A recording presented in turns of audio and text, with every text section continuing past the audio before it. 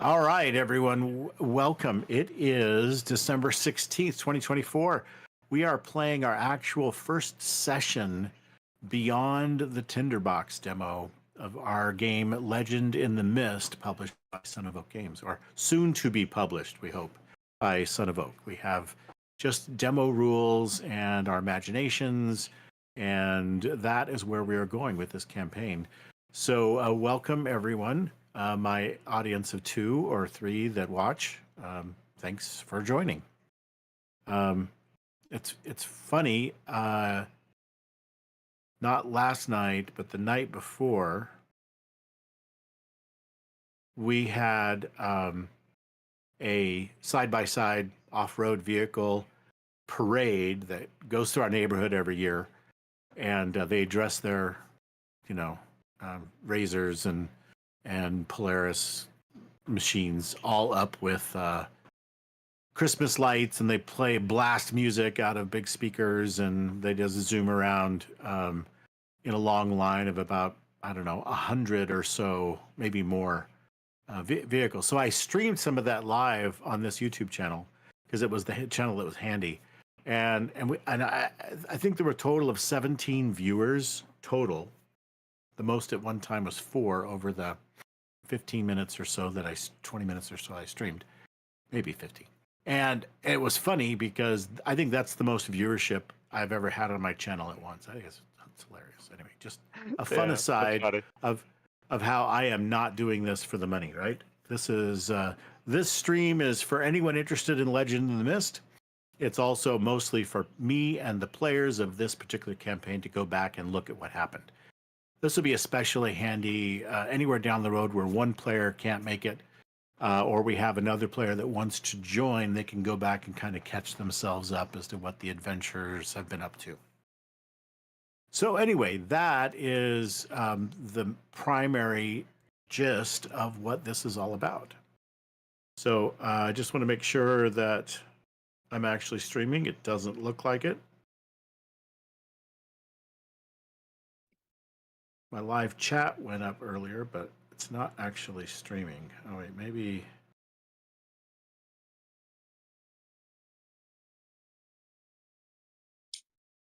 See, it still says it's upcoming because I scheduled it for 7:15. I wonder if it will force me to wait until then because I did that. Oh, no, it's running. Okay. Well, I don't know what the delay was, but it is streaming. So welcome. And players, let's go back now over what we discussed in our last session, where I sent in our Discord some pictures of things. So some of the main notes, and to catch our audience up, since that stream didn't happen like it was supposed to, we talked about session 0 stuff, and I used kind of some of the City of Mist and some of the Otherscape rules, guides to kind of fill in what we're doing for this game. So some of the questions that I asked that players answered is, what is our game's central theme? Is there a moral subject or an aspect of human behavior that you want to explore? And some of those themes were common man and lower power, kind of against the world, against whatever the weirdness is in the world, whatever this crazy stuff is. So basically, kind of a low magic setting, normal guys rising to hero status at some point. We discussed them having a home base. So basically, at the beginning of the campaign, at least, we're not going to stray too far away from the home village so that players could return there. They may be gone a week or 2 at a time, but then return back to the village if things take that long. It may even be just a few days, round trip kind of thing. So we talked about that, but then But later not averse to say that if, as we progress, we would venture further out, which would give time for world building, since this is yeah. kind of being done a lot on the ad hoc. We just said we Right. didn't want to go out of the gate because nothing's really established. So it's better just to spiral in a search pattern and Yep. work our way out. Yep. Indeed, hardly anything about home is established. So the Tinderbox demo mentions villagers and then 3 specific villagers that have sway in the village with regards to the new problems that you've discovered. But yeah, then eventually we'll explore the rest of the world and see what goes on, where that leads us. It may even lead to larger cities and head into politicking and that sort of thing. And then another theme that would be brought up would be human corruption. So whether it is power corrupting or magic corrupting, evil, temptation, etc., there would be this theme of human corruption. Now, another question we brought up is there a specific spiritual and magical breakthrough at the heart of this game, such as bringing back the old ways? And so everyone agreed that sounded good.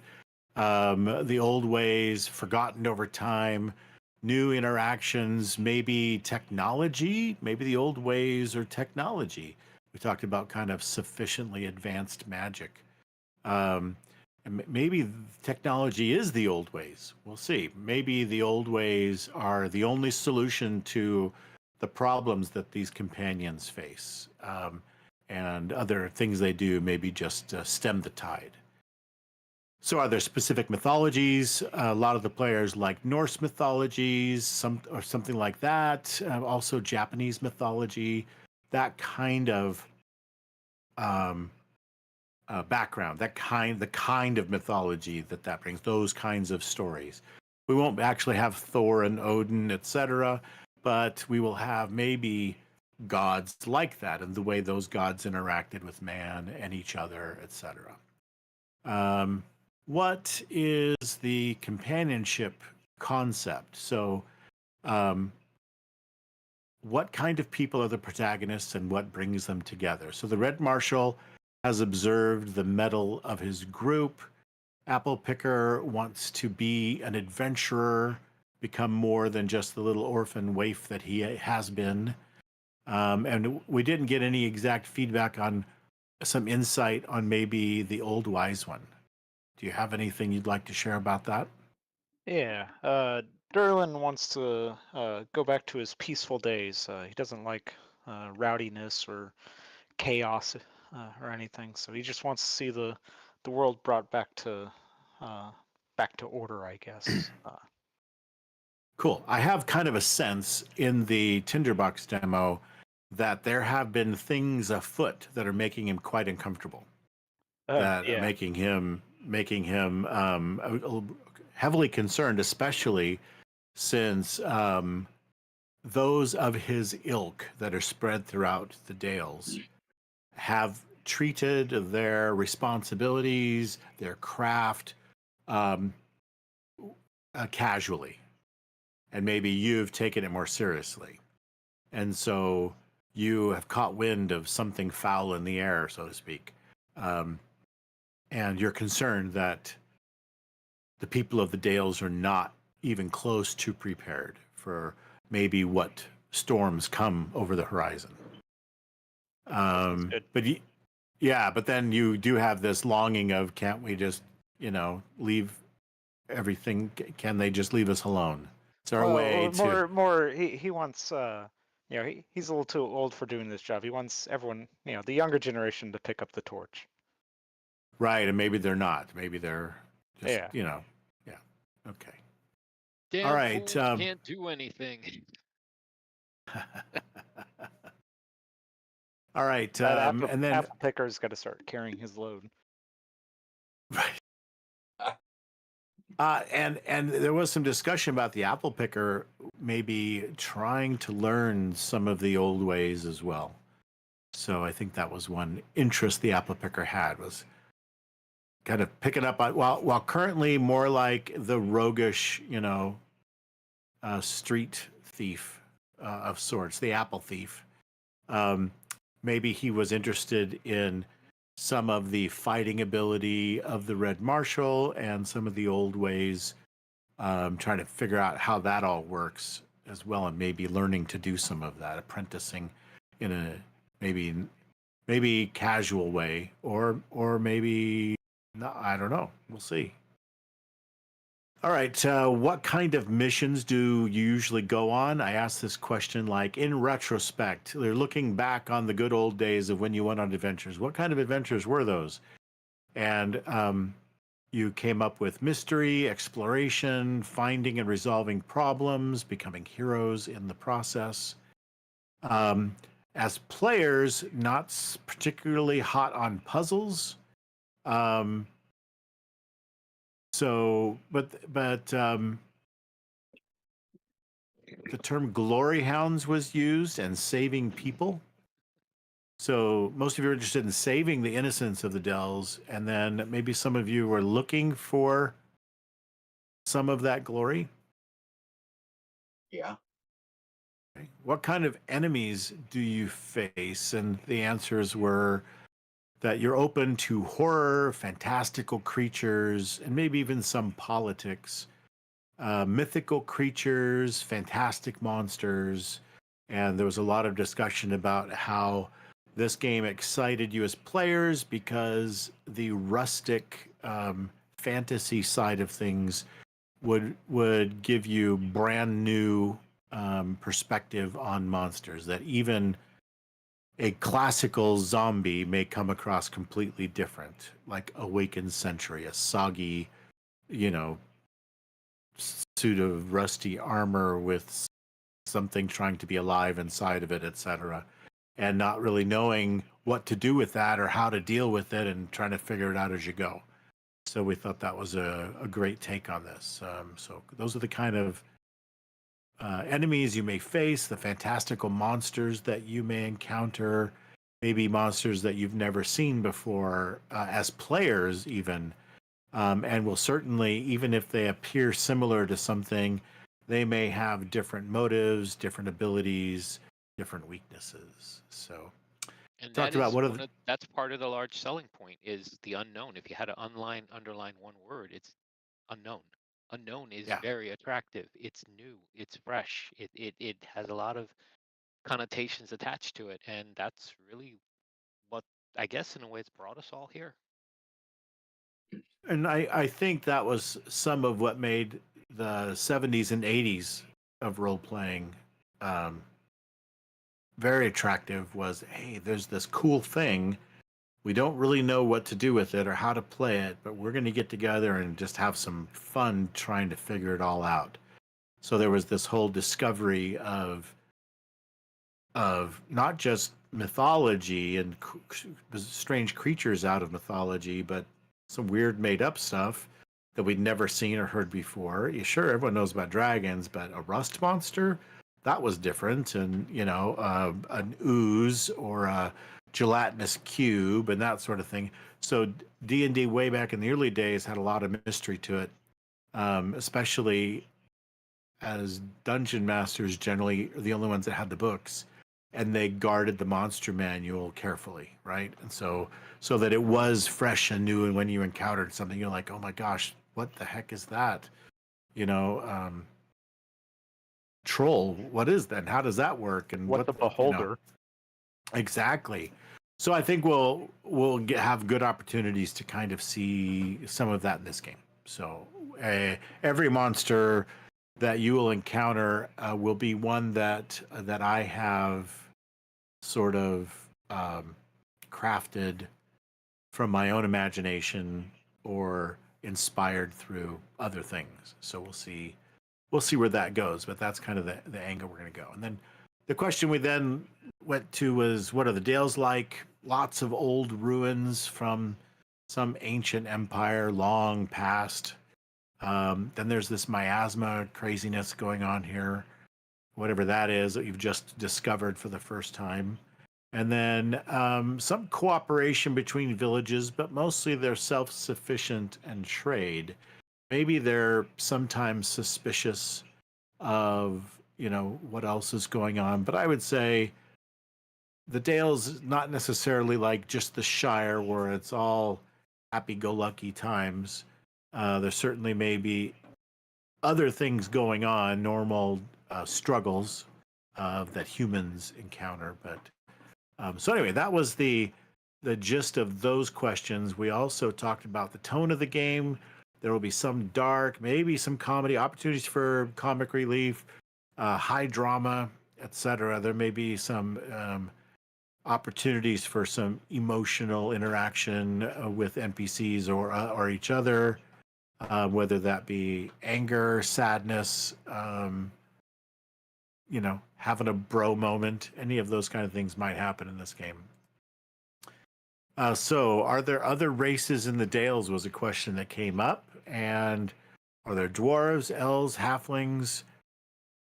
And we thought maybe they would be rare or hidden, and certainly strange. That humans would absolutely be the dominant species in the area.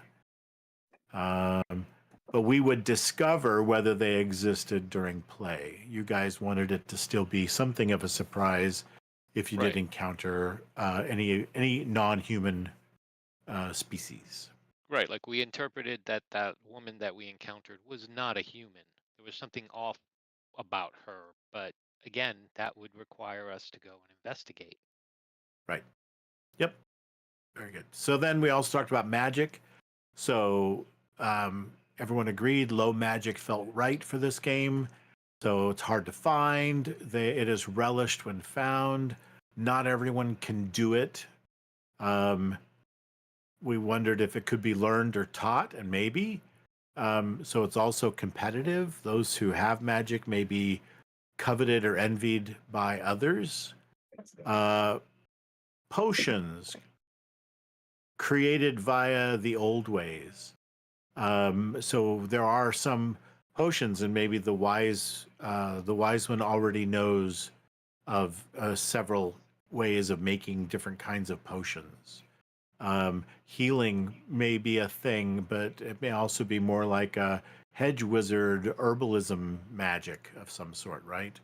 And I think everyone agreed that there is one source of magic. Players can figure out how it plays into things.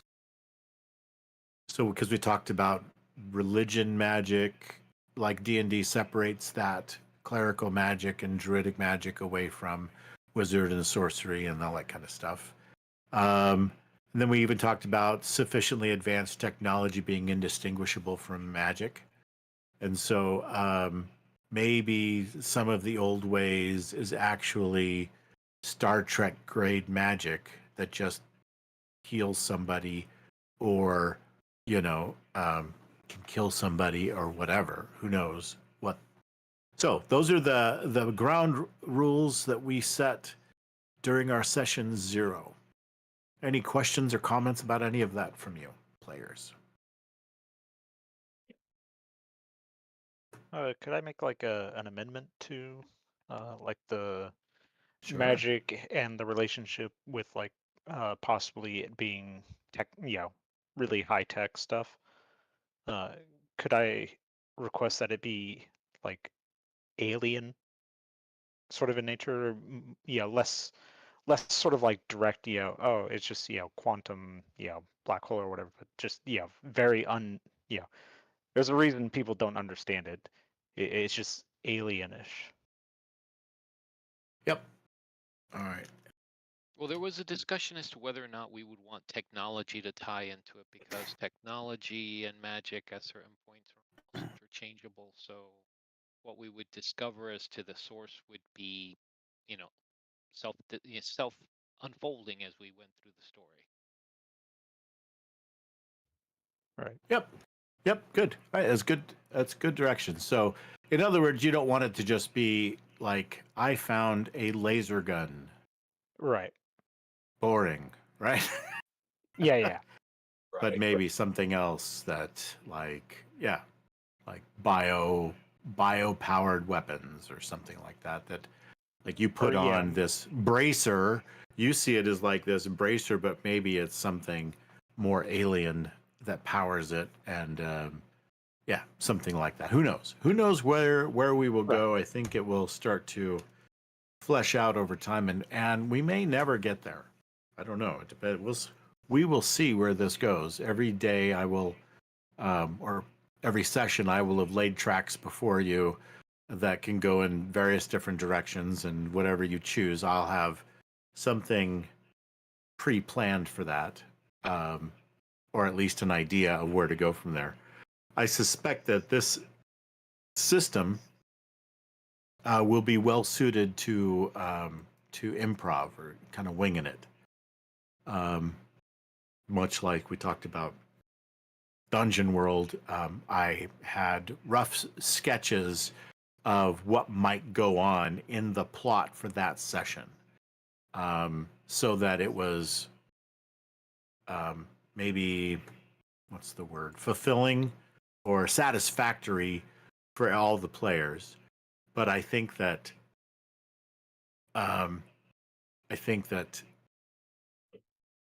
it still didn't require that much prep, and it didn't feel like it was written in stone. So it was very much mud. And so we could shape it as we went and just kept track of what happened. So that's one of the other reasons why I want to stream and record all this, is because then there is a record of what happened. And I can try to use that to keep some continuity, so you don't go, wait, what? Wait, that didn't... I remember 8 sessions ago, and then I'm like, oh no, I forgot, or something. So we have, we don't have any divergence of thought. All right. So I've got that written down as well. Thanks for that input. All right, let's see. Then I guess, are you guys ready to begin? Yep. As ready as we'll Yeah. ever be. Yeah. Here we are. All right.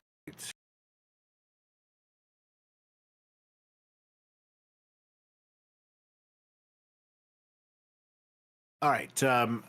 I have some notes here. I'm going to try to compose it into something of a narrative. The air hung heavy with the scent of rot and damp stone. The companions stood at the edge of the sunken watchtower's pond, the last ripples of their struggle still seemingly affecting the surface. The poisoned worm sank to the bottom of the fetid water of the tower in an ever-expanding cloud of its own blood. Sarobam is gone, leaving them with a sword and vial, and a tentative promise of more information about the miasma in trade for the pearl that they handed to her. Something else also lingered, something more than the unnatural chill that seeped into their bones. That crack in the ground at the bottom of the well, the one from which that black oily substance had seeped into the water. It wasn't just filth, it was something alive. Not alive in the way of beasts or men, but something older, more patient. Something that didn't need to hunt because it could wait. And it was waiting now.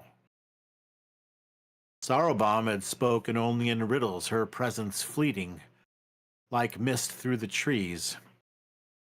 The roots are sick, and the fruit is poison. But what was once a blessing may still be made whole. Her eyes had lingered on the bewitched opal before she vanished into the fog, her expression unreadable. Sleep that night was troubled. Dreams came, visions of unseen eyes watching from above. Black feathered wings beat softly overhead, and the companions were woke more than once to the distant call of ravens in the dark. Morning brought no clarity, only fog, thick, clinging fog that moved like it had a purpose. It wasn't like the mists of the marshes. This fog didn't just obscure, it muffled everything. The calls of birds, the creaks of leather straps, even the companions' voices felt muted. Every sound seemed to fade before it reached their ears, as though the fog itself was listening to you. The decision was unspoken, but shared. They had to know more. The miasma, this corruption, it wasn't just some pestilence of the wilds, it was something greater. It had claimed the sunken watchtower, twisted animals and the dead alike, and now it pulled at them, unseen but unmistakable. Their path took them deeper into the untamed heart of the dales, following the veins of water that cut through the land like old scars. A few days of travel had passed already in a blur of swaying branches and endless fog. Shadows moved at the edge of their vision. At first, they thought it was just the trees swaying in the distance, but it was too deliberate. The movement had a pattern. Ravens, perched on branches, following them. At first, it was just one hopping from bough to bough. Then, as the hours passed, another, and then a third. And by the second day, they were never without a small flock watching them overhead. The birds were silent, unnervingly so. No cause, no fluttering of wings. They simply watched. When one companion hurled a stone at them, the ravens flew a few branches further down the path, resuming their vigil as if nothing had changed. That night, the companions camped in a shallow hollow surrounded by tall oaks. But the ravens stayed at the edge of the firelight, their eyes gleaming like cold embers. The night was long, filled with half-sleep and dreams of being hunted by unseen eyes. Some swore they heard whispering from the trees, others didn't sleep at all. The third day dawned, with the sun reduced to a faint smear of white behind the fog. They found a path, an old one, barely more than a trace of flattened grass and muddy indentations. It felt familiar, as if they'd walked it before, but none of them could place where or when. Well, then they saw it, the signpost. Rot had taken most of the wood, and what remained was twisted with black fungus. A single arm of the sign pointed forward into the mist, the letters barely visible through grime and scratches. Something Haven. The rest of the name was illegible, the markings scraped or burned away, but the companions could read enough. Willow Haven, the old wise one muttered, a name like a distant memory. Never heard of it, another replied, squinting at the weather-worn wood. Could be a ghost story, said a third, but I swear my uncle mentioned something about a village by that name. Said it was swallowed up by the marsh. Swallowed? Yeah, he said one day it was there, the next day it wasn't, and nobody talks about it now. The fog grew thicker, the shadows longer. The ravens perched on the signpost, 3 of them now, unmoving, except for the faint tilt of their head as they watched the companions. Spies, observers, witnesses. The road lay ahead for you. Do you continue? Or do you shrink back and try to find your way back to Ravenholm?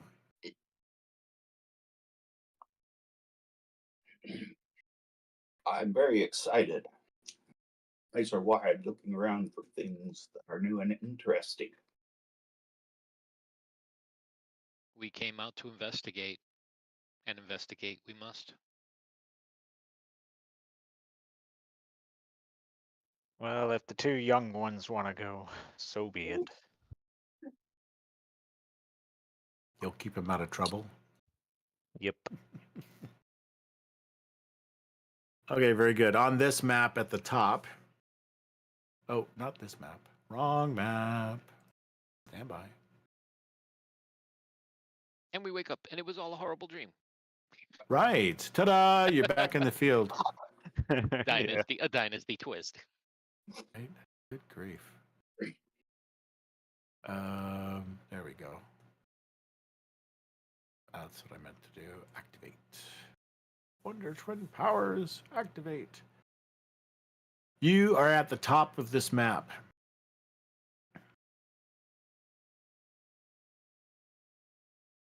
You should be able to control your tokens.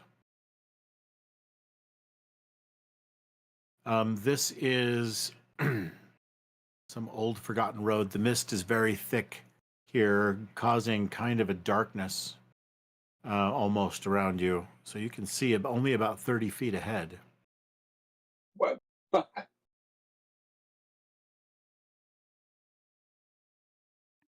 Don't go too far. Yeah, and be on your guard. Mist obscures us and things from us. So you don't remember this road, but it looks like it hasn't been used in quite some time. Is it fair to say that the crows have not followed us into this mist?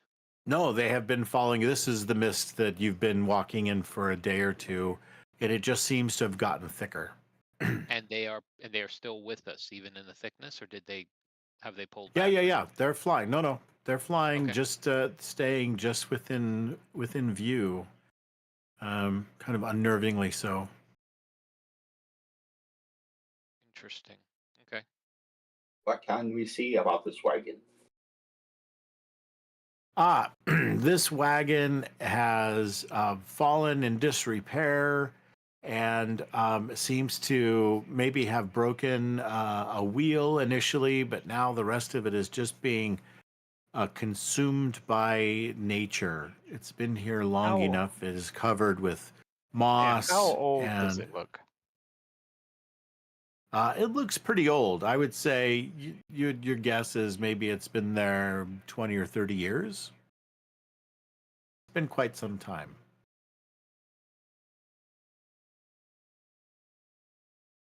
I look around in the mud and bushes and stuff to see if anything remains of its contents.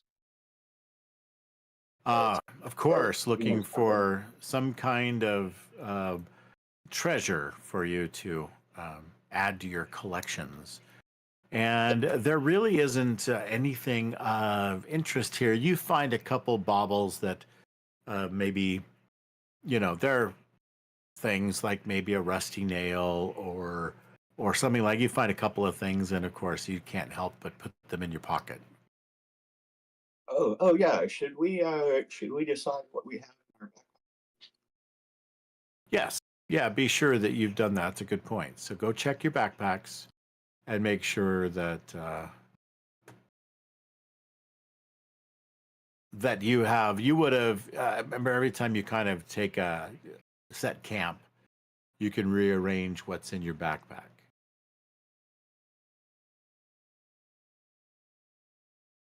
So I think what you have to do is you have to edit your backpack. So right click like on the word backpack and choose edit. And that will bring it up for you to select the 3 things that you want handy.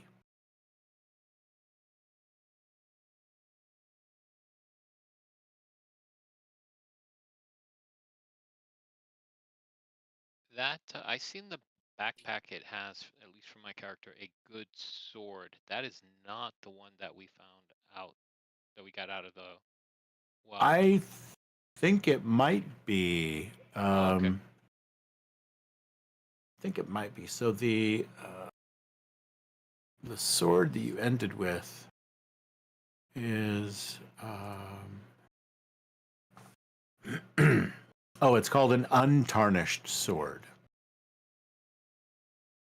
And the other was a strange vial. And the third was the bewitched opal that you handed over.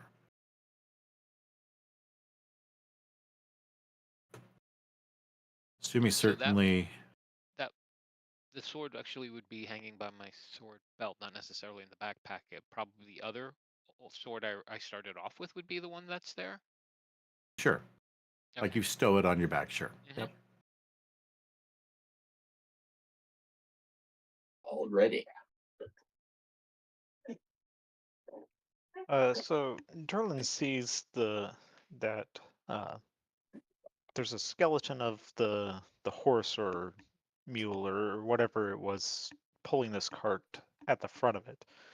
That has him a little suspicious because if the wagon was just left here to rot, abandoned or whatever, it would have they would have taken the horse or freed the horse. It would have run off or something. Says to him that something attacked this cart. Could he try to look for signs of what kind of uh, what could have caused this if there's any, I guess, remnants Foul of play. damage or We're looking for foul play. monsters so. or people. Did it look like bandits or something? It's hard to tell. These bones are pretty old, obviously decayed and stripped clean down to just the bones that are left. Poor horse. Who knows? Maybe this is one of the no gnaw marks, right? I mean, that would be visible. no arrows stuck in it. There may be some. Yeah, there. You would definitely see that there are some. Any like broken bones? No, not per se. Separated, torn, maybe. Like there are some, maybe missing. Some part of the leg or whatever is missing or pulled away. Clearly, there was animals have come by and scavenged on pick this, the right? body clean. Yeah. I dig some of the old rusty arrowheads out of the wood.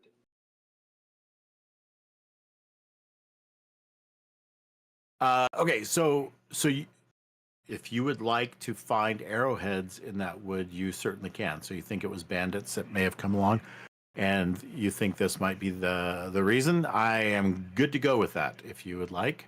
So go ahead, and I want you to make a quick roll.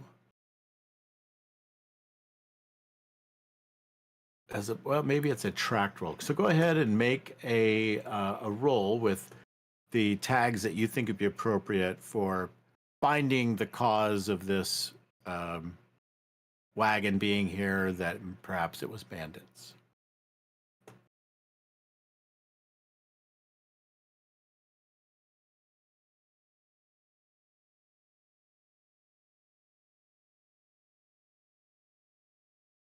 Was that directed towards Whoever's finding someone was finding arrowheads in the wood. arrowheads? Okay.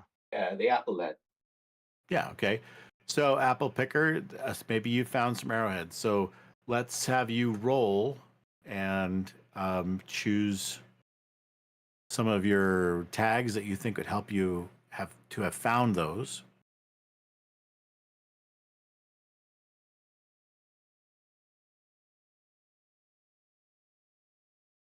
All right, I think I got it. Okay.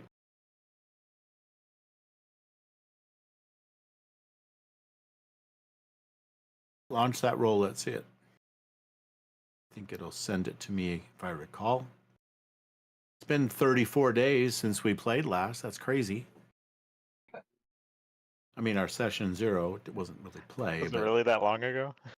I'm looking at the last roll that was in the chat, and it says 34 days, 21 hours ago. Yeah, it does. Yeah.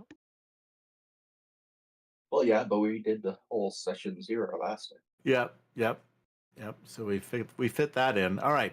So have you got your roll ready to go? Yeah. Okay. Fire away.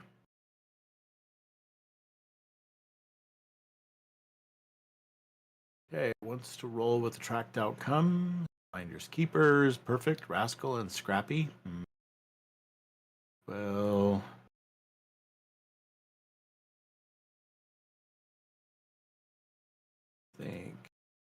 Whoop. What did I just do?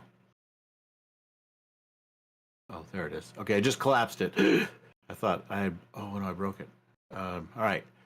I think that's fine. Approve. Nice. That's a very strong hit. Yep. So you'll get 3 power of results. And so we will give you, I think something that makes sense here is you said they were rusty arrowheads. Yes. Okay. Can I ask So some you've got, questions? if you would like, yeah, sure. Like, are they iron, rusted iron? Are they, bone? Are they stone? Do they look like they might have been crafted by a master or something? Um, Yeah. So these what else do they? arrowheads will have had an unusual craftsmanship that you've never seen before.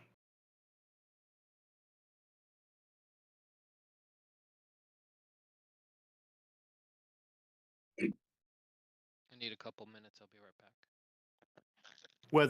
Whether you think it is related to the ancient kingdom that was here, the empire, or not, it's probably not that old. But it looks like that they were very Well, well crafted. if it was 20 years ago, yeah, Marshall, hey, Jared, do you see anything interesting about these? I've never seen arrowheads like. He just stepped away for a bit. Okay. Handy.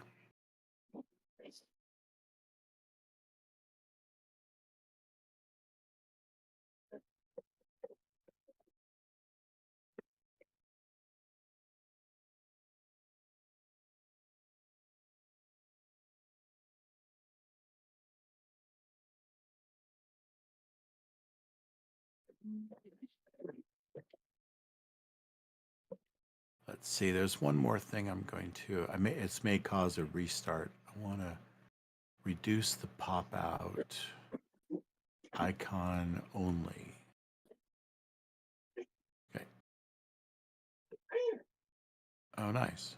Okay, it didn't have a problem. Good. So it was cramping the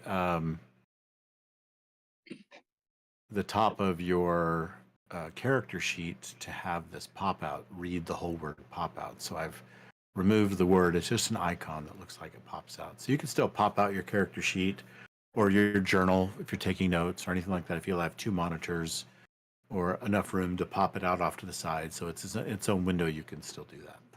All right. So I've given you some rusty arrowheads, and the question I've answered for you is: are they unusual? Are they look like they're really old or ancient? Are they made out of stone or metal? And these appear to be steel tips, right? Arrowheads that are on here, and they're of a very, you've never seen anything like it before. But most of what you're using is like chipped obsidian. When you make things, like if you're trying to make an arrowhead, you can like make something cool out of those shiny black rocks that you can break. They're like glass. But you've seen steel tip arrows before. I mean, the old retired Red Marshal in town has arrows, and she uses them. And then there's a couple of hunters, and they use arrows as well. This is nothing like those. It's almost ornate in the arrowhead itself. It's really of a style you've not seen. It's kind of barbed and just really unusual. Not Jane? Oh, I guess Darlin will snatch it from his hand and take a close look. His eyes aren't very good, so he has to squint a bit to see the detail on the arrowheads and stuff.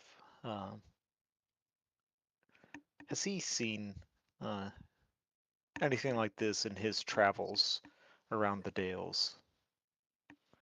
You admittedly have not traveled all that much. You sometimes go from village to village to relieve someone who has to, go for an extended period to help someone, travel or whatever. So you've not seen a whole bunch, but no, this doesn't look like anything that you really have any experience with. So I'll the air. stroke his beard and say, strange. Back. Welcome back. Thank you.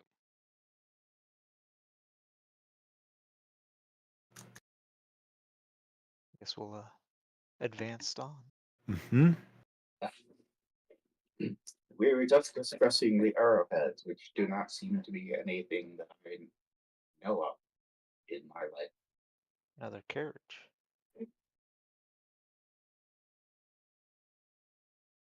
What kinds of wagons or carriages these appear to be? Just kind of simple Yes. transport Yep. ones. Yeah, now this one here that you've come upon is a little different. This looks like it was some kind of a cargo wagon, or maybe even could have carried prisoners.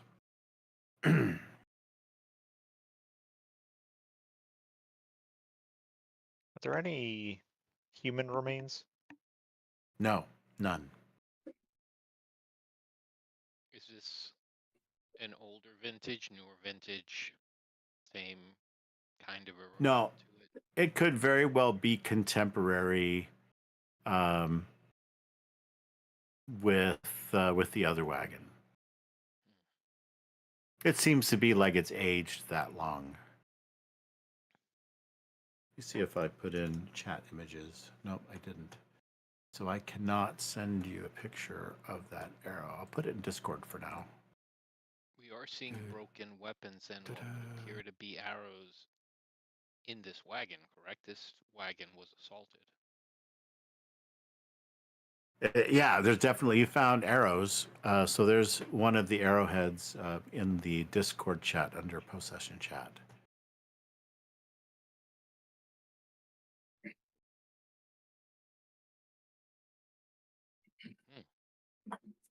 I asked the marshal, how old are these tracks?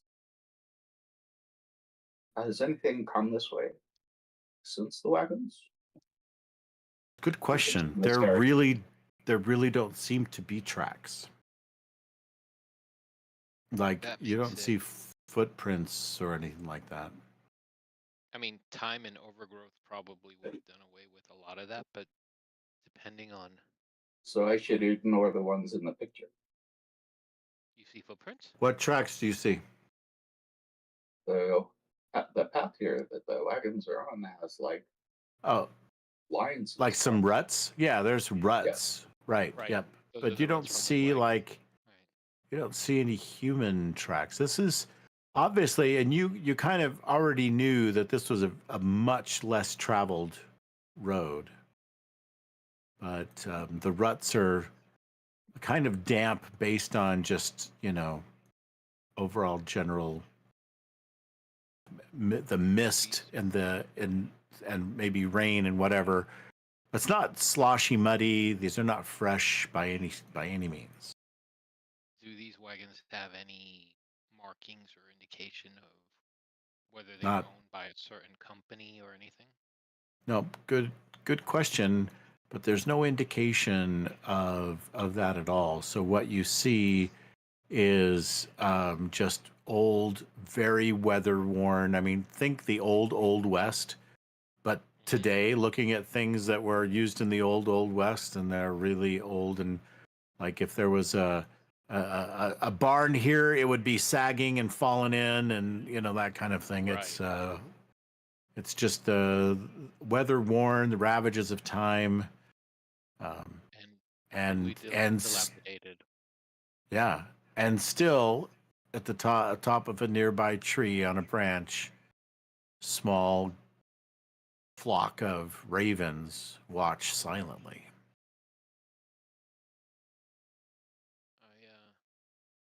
Like, I asked. Jimmy Sure. doesn't know this, but I've Is seen. right. Sorry, go ahead. No, I was gonna ask Derlin about those crows. You know, they're a little unnerving. They've been following us for a while. Have you ever seen anything or heard anything like that? Aaron says, nothing like this, but the animals have their own ways. Perhaps perhaps we're intruding on someone's or something's territory. And speaking of animals, do we hear any wildlife around us? The mist itself seems to muffle even your own talking amongst each other. So much like a heavy snowfall, it seems to just muffle sound from carrying. And Off these to the birds side don't make here, any noise.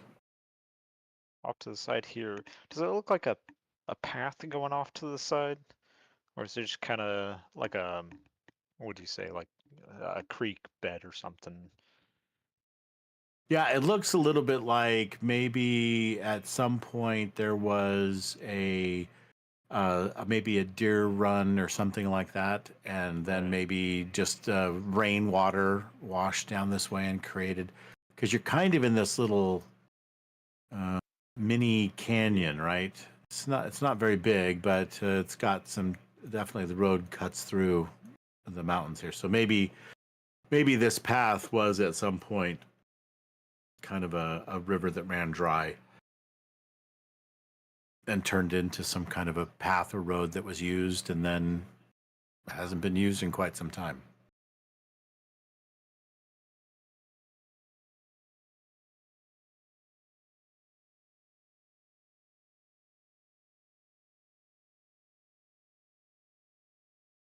What time of day do we perceive it to be?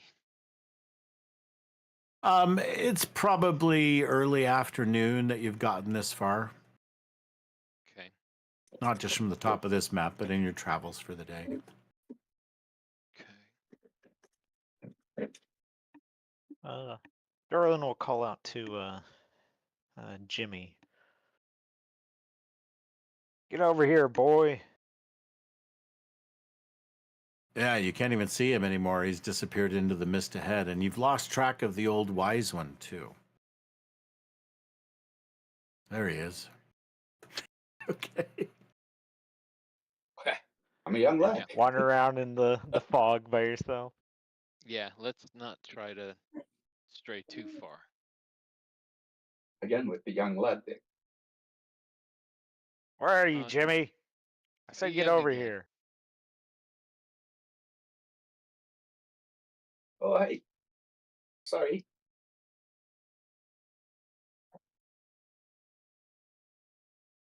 The color. There are so many Hey. holes. There you are. Get over here.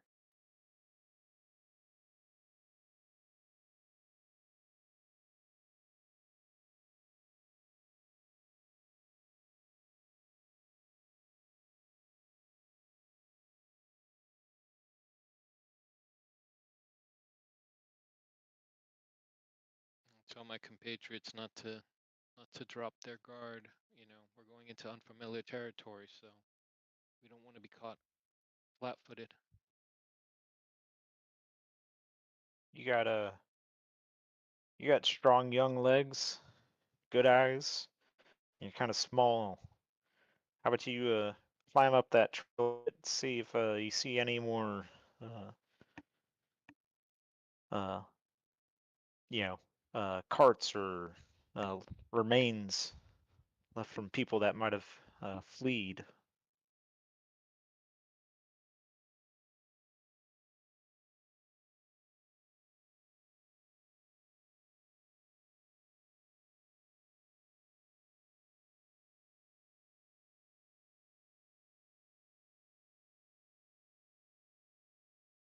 Yeah, you kind of climb your way up there and have a look around.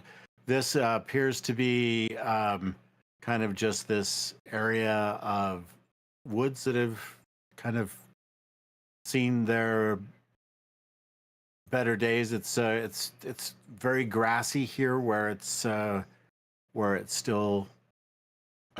exposed to the sky, not covered with trees and bushes.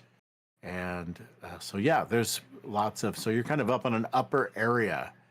So you've kind of climbed up, and you're these little plateaus in different areas. From here, whoops, that would launch. You'd be like sliding down and dropping down.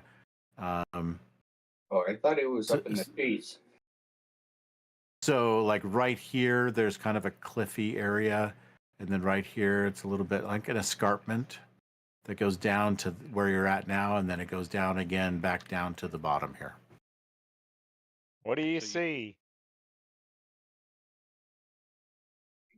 I see some big, tall rocks. I want to climb.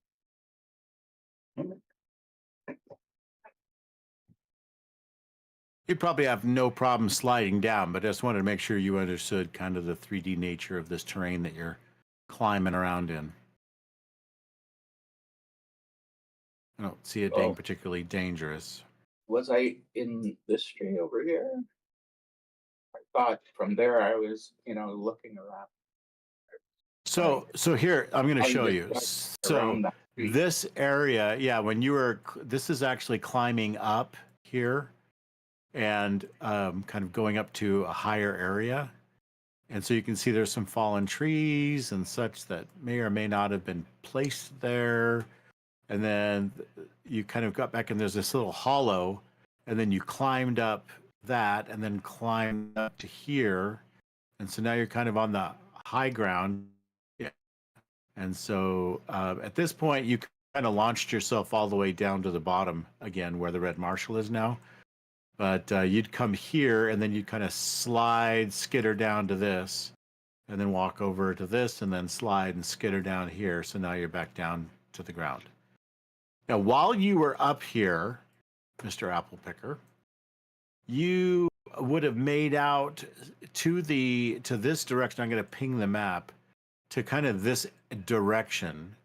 You would have made out in the shadows some tall trees or something, some very thick trees or something standing kind of out in the middle of the area. So as you slide back down to meet back up with the red marshal, that's now to the south of you.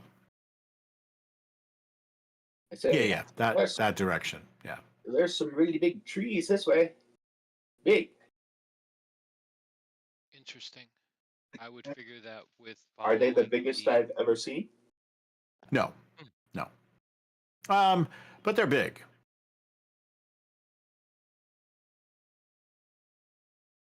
All right, so Wise One, you now catch the edge of it. So this black square that I've drawn on the map is a large stone, like a big tree trunk, but it is very smooth and weather-worn, and you make out some remnants, and you can see another one here at the edge of your vision. There's another one that stands over here that would make the same description, okay? They both have unusual carvings on the stone itself. Hard to make out what they were. Some are well faded, and some look, so imagine just kind of like looking at something from the Aztec or Mayan, some of the carvings they did in the stones and such. So there's various symbols here. To you, it seems like they're hieroglyphs of some kind, maybe related to something you've seen in the old in some of your books Yeah. of the old ways and that sort of thing. Yeah, he'd like to study these and see if he can decipher, even if it's just a word or two here and there. See if any of it matches up with some of the old ways, the ancient tomes and stuff that he's read. Okay. All right, so go ahead, and I think you can find some tags that might help you support doing that action. Yeah. I'm gonna keep a lookout. I still feel like we're not alone. I mean, I know the crows are following us, but there's something creepy here. I touch it. Of course you do. So you find that the stone is cold and kind of clammy, wet from the thick fog, but doesn't seem to be anything much more than that.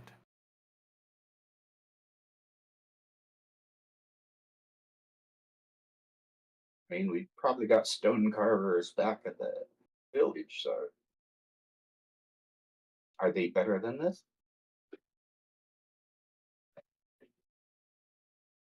Um, they are not the same as what you've seen anywhere around the village.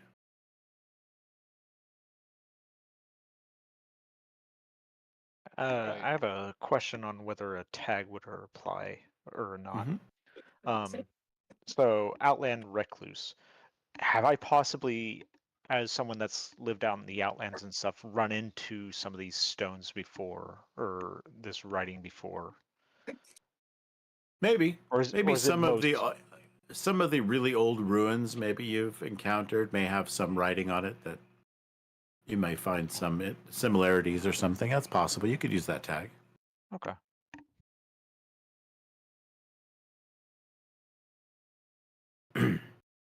And when we get good at this game, I think that you will have rephrased that entirely. You will say something like, because I am a outland recluse, or what is it, whatever you said. Yeah, Outland Recluse. Yeah. Then I think that I may have seen something similar to this on maybe some of the other old ruins that I've come across in the past. Period. Not a question mark. So yeah, we'll guide our way through this for the next couple of months of sessions. Yeah, I'm still learning. Well, so No, yeah, so am I I. think it's perfect. I think the question shows that, like you just pointed out, eventually, organically, we'll get to a point where it's a statement, not a question. We might be corrected, but at least there'll be confidence in the action. So it's gonna take time, but we'll get there. That's the newness. That's the unknownness that I like. Yeah. I don't think being a storyteller is going to be much help. I'm going to see if I can remove that. And then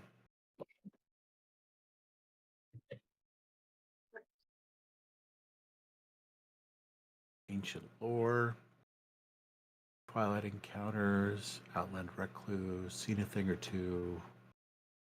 Yep. I think all those are okay. So how does this adjust this?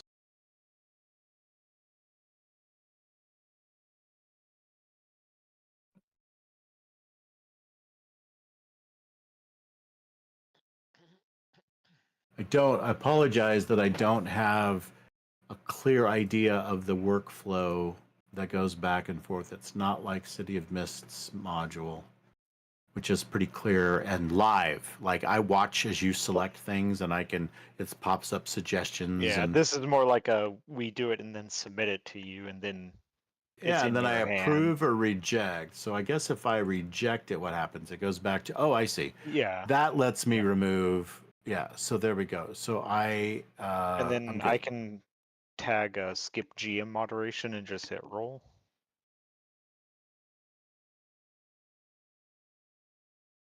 I see. So I reject it, then I can uncheck things I don't agree with, and then resubmit it, and then approve it. I get it. A couple extra clicks, but okay. All right. So strong hit gives you 5 power. Ask me questions, sir, of what you would like to know. As player and GM. Yeah. So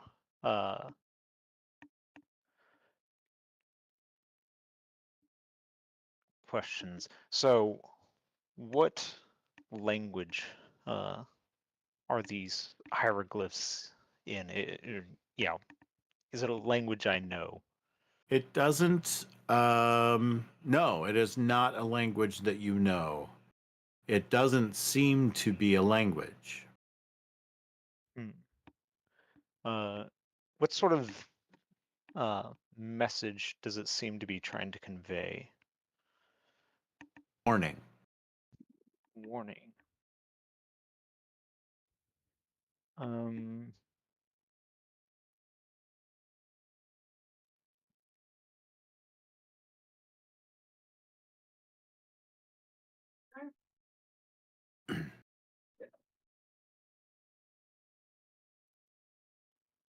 hmm. Does it have any words or I guess pictures or anything like that that might, with my knowledge of Twilight encounters and some of the uh, the old stories that I've heard and the ancient lore that I've learned in practicing the old ways, about like some sort of specific danger that it's warning about? You are aware that in some cases, in the legends that you have recorded in your books, that thaumaturges or others would often use sigils, either of power or of just like glyphs that expressed a particular message. So in this case, you're not familiar with these. You clearly don't know what these are, but you get the gist that just from the style of what you can read, that there are some messages of warning. Like you suspect that this is either telling you that there are dangers behind you, but the glyphs are on the wrong side of the stone for that. So it must be ahead, that there are dangers ahead.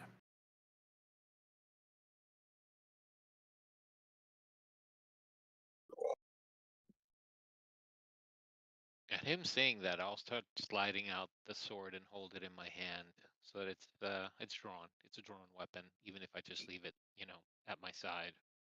Sure. You slide it from the scabbard, and the metal, of course, you can hear it going shing. And as you hold the sword out there, you feel it almost like a tuning fork still making some of that shing sound.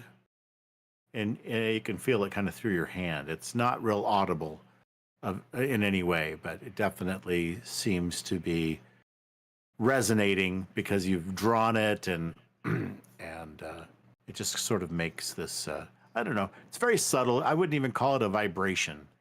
You But almost more like it does sense make a it. noise. Does it make a noise? Does it actually make an When audible noise? you pull it out, it does make that sound. It just seems like it continues to make that noise silently. Interesting. Okay. And then it kind of fades, right? So it's almost like an echo as you shing, and kind of just so. But it was after you brought it out. It continued for another second or two, quietly, like it wasn't audible, but you felt like it was still vibrating from, as if that vibration could make that sound. But it was just a weird sense. This is an odd sword. It's not just normal steel. Yeah, I'm beginning to see that. So you mentioned these were like sigils of power or something. Or glyphs or something. I don't know if they're of power, Yeah. but Okay. there's They wouldn't glyphs happen to be like a ward or something. maybe they were some at one point. Okay. Do I feel any like ancient power in them? The answer is no. Okay.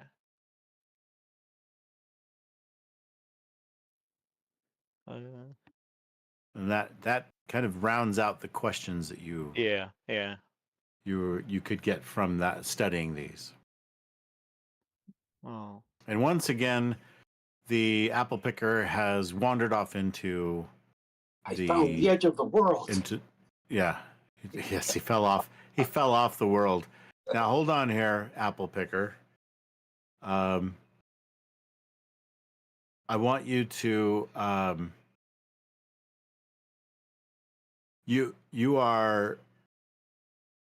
you've lost track of where you were. You were looking around, you kind of turned a little bit here, turned a little bit there, and you now risk being lost in the mist. What do you do?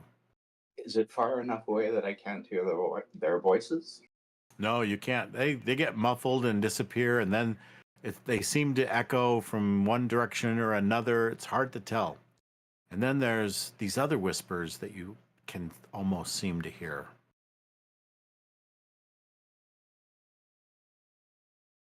What do they say? They don't say anything that you could make out. It's an audible, very hushed whisper that doesn't seem to be saying any words. A susurrus? Hmm? A susurrus? Yes.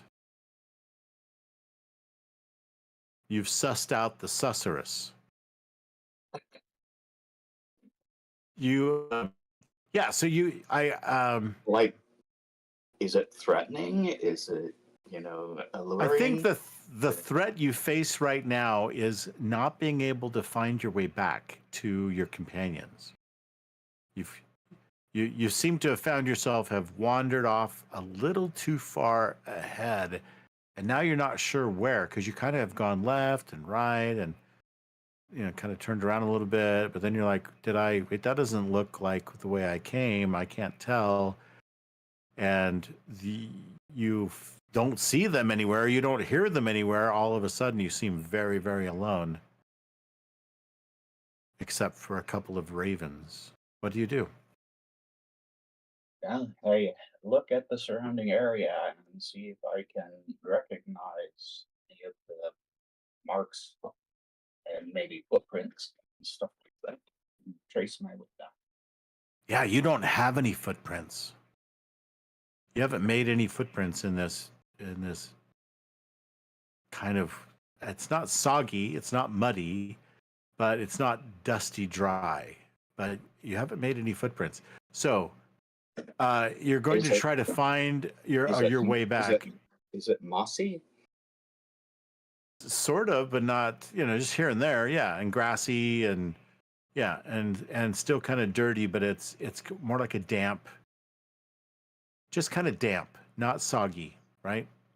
So it doesn't leave dry footprints. And when you step on something and walk further down, it's like that your feet maybe sunk in a quarter of an inch, but then it kind of just rises again, so you don't see where it was you stepped. All right. You will be lost in the mist unless you can find your way back. I say, hey. Okay, let's make a roll for you to try to be found or to find your way back. However, whatever you choose to be, how you're reacting to suddenly being very, very alone in this mist. Can we become alert that we do not have him near us? Is there a way for us to call out and see if we can help him by calling out? Sure. Yeah, he's wandered off again. Yeah, I look at the old timer and I'm like, where's the kid? He was just here. Undisciplined brat. Let's go find him. Maybe you can see my footprints. All right, apple picker. What will you do to? How will you choose to react to this kind of suddenly being very, very alone? You and a few ravens up on a branch way up there, just watching you. I go towards the ravens. Okay, so I want you to. So for the mechanics of this game now, I want you to try to overcome this challenge that you have by first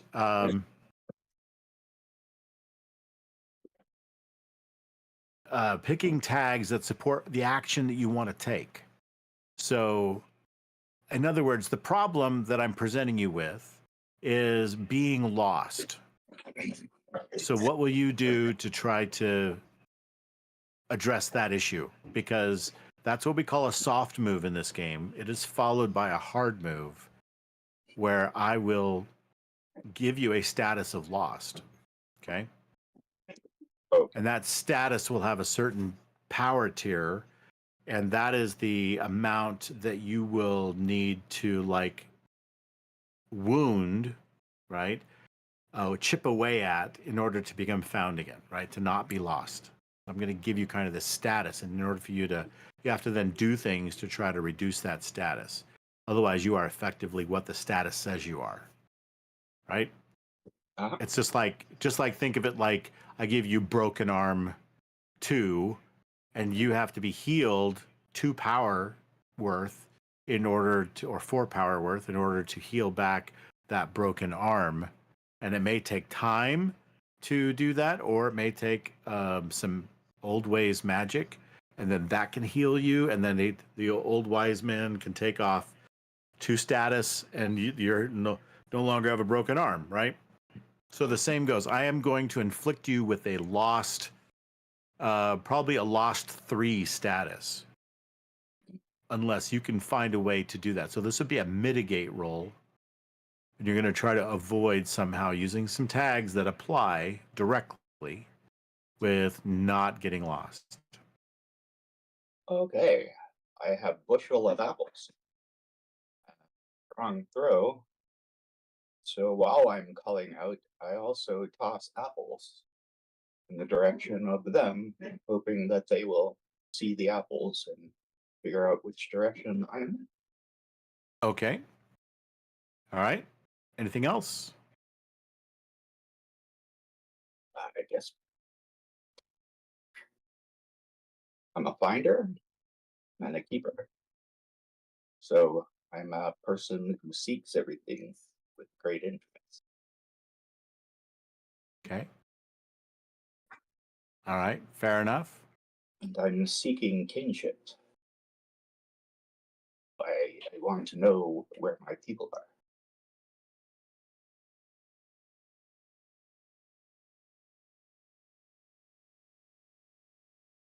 Okay. I think I'm going to count. Let's see. I don't think maybe Scrappy. In what way do you see Scrappy being helpful for not being lost? Well, I've done this a lot before. You've gotten yourself lost before? Yeah. Okay, so you're not panicking. You're kind of taking it on. Okay. Correct. I'm going to take away your finders keepers. I don't think that makes a great deal of sense to me. I understand what you're trying to say. You're a finder and you're a keeper, but I think that mostly means that what I find is mine. What I find on you is also mine. kind of thing. What's mine is mine. What's yours is mine. Exactly. A possession is 9/10 of the law. So Yeah. I mean, I'm in could I pit. roll with the blow as well? No, I think I am going to put never listens as a negative for you. So I think I can hit that as a minus power. And I think your rascally nature, though, I'm going to hit you with also can't sit still. Well, yeah.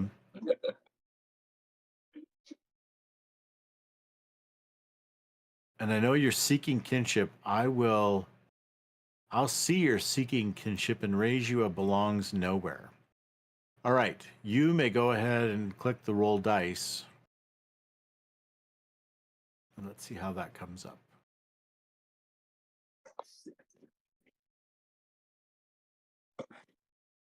All right, so this is a total power of 1 because I've applied 3 weaknesses to your roll that had 4 power. So, all right, go ahead and roll it. Nice. That was really good. So that's a 10. That is a pure success, or what we call a strong hit.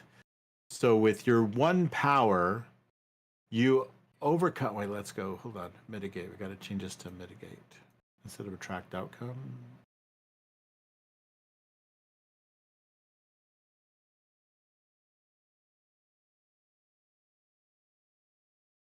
I'm going to gain experience for you, but I think it was waiting for that. Here we go. Change to type mitigate. And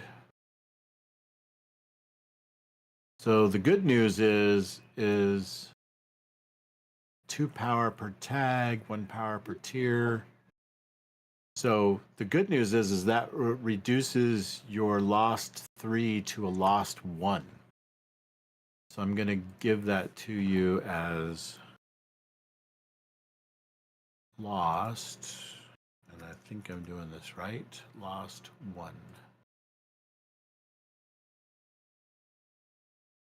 Okay. Like So I'm sure they're looking for me at the same time as well, so couldn't they counter from their side as well? sure, they can now take action to try to find you, and that if they can reduce your loss to 0, then they will have found you. Okay, cool.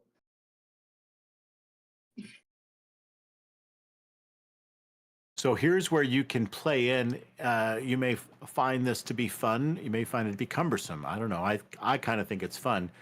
But one of you can decide to be doing the finding, and the other person can then kind of grab the spotlight for a second and then do something to boost them by giving them some temporary tags that they can use in their role to overcome, to find the lost, right? Does that make sense? Yeah.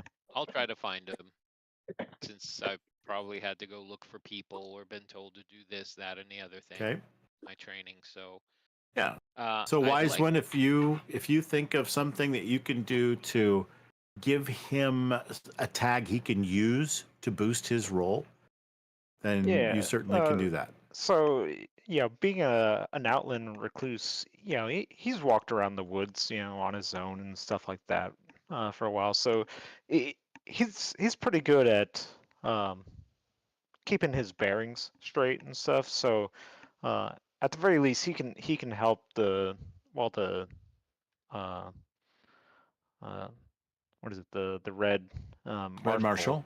Marshal. Um, let him kind of focus, on just trying to track and find the young apple picker without us getting lost ourselves. Okay. am I able So to go use ahead. rally comrades in this search? Sure. Okay. Yeah. That would be probably your bellowing voice Right. helping out a little bit. All right. So Derlin, go ahead and make your roll and see if you can generate some power that you could form into some tags he can use. It's going to be a tracked roll. Yes.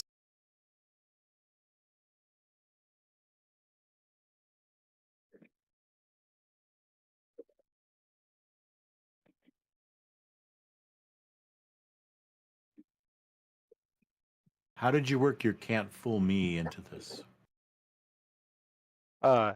The tricks of the woods and the fog and stuff. He's Gotcha. he's got a keen Okay. mind and doesn't let it trip him up.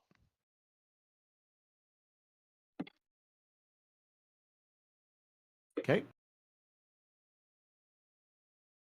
Roll it.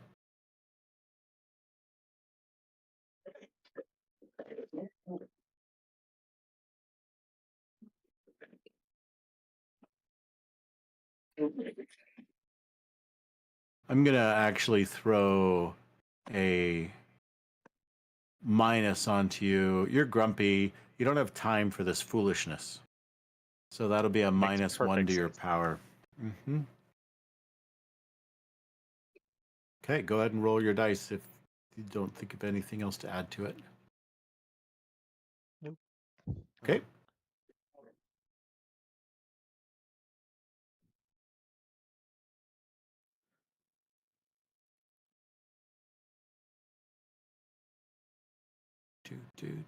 There it is. All right.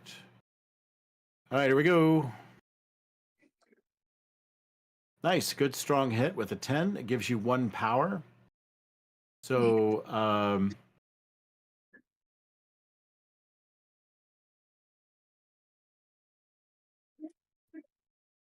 you hit your gain experience button.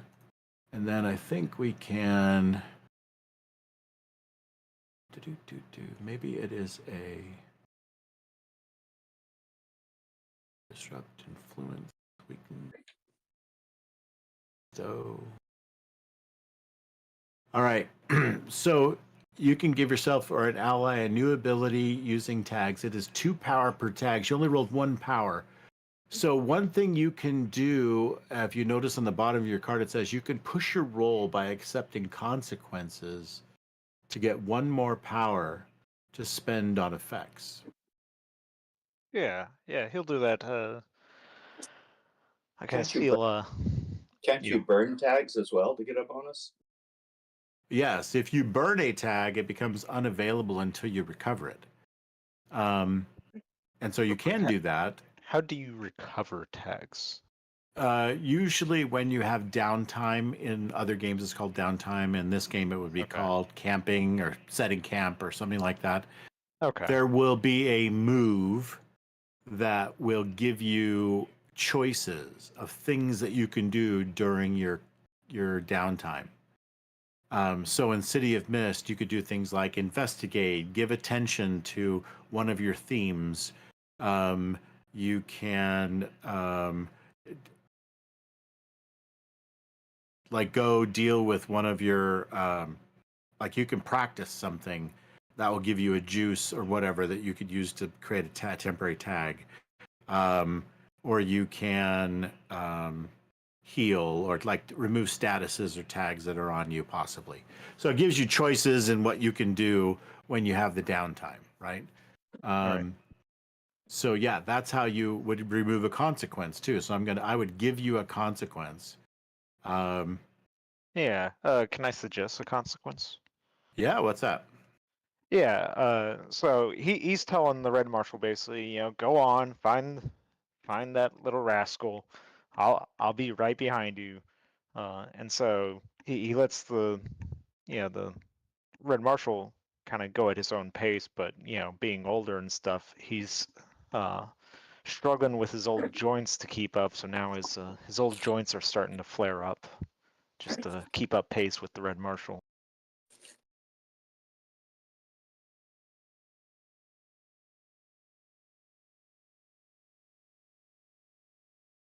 Okay.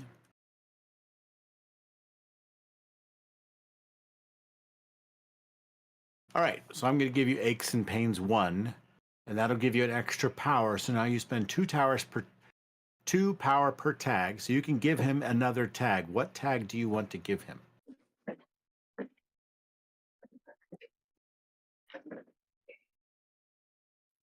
What's the boost he's going to use in his role? I'm letting him focus on his task. So Okay. give him. All right, so you have a focus tag. All right, so you can use focus in your role, Red Marshal, to find little Jemmy. Okay. Little Jemmy's Alright, fell in a that's- well. Can I add one more tag? I mean, he's obviously been. I mean, he had told him not to go too far, not to stray too far out of each other's sight, and so he's a little nervous because he knows he can't really hear anything, and can't really see beyond a certain a certain line of sight. Can I feign courage because I'm really trying to give off confidence Sure. that I'll find him? Yep. All right. And then you'll add focus too. So click that. I think you can just click it to get it. All right. And then I'll pull that up. Yeah, it's there.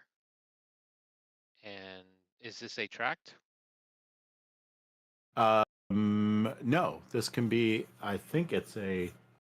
Let's see. No, it's a tract roll because what you're going to try to do is reduce his status of being lost. So Okay. then he will be found. Isn't that a mitigate? No, mitigate is when I'm going to do damage to you in some way, Oh. and you're going to try to Oh, okay. reduce that. Right. I'm going to try to harm you in some way. All right. Oh, I forgot. Should I give you any?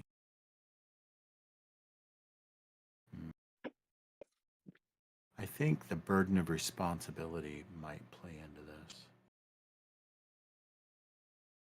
So I'm going to add that. Burden of responsibility. And then you got focus. Lost. And so. All right.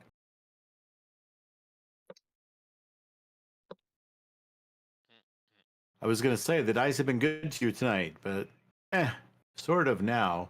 So this is I'm going to let you gain your experience. So it's going to add Protector of the Dale experience there. And then we're going to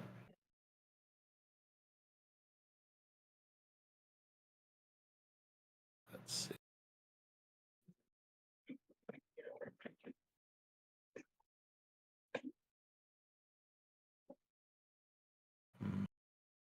There we are. That's what I was looking for.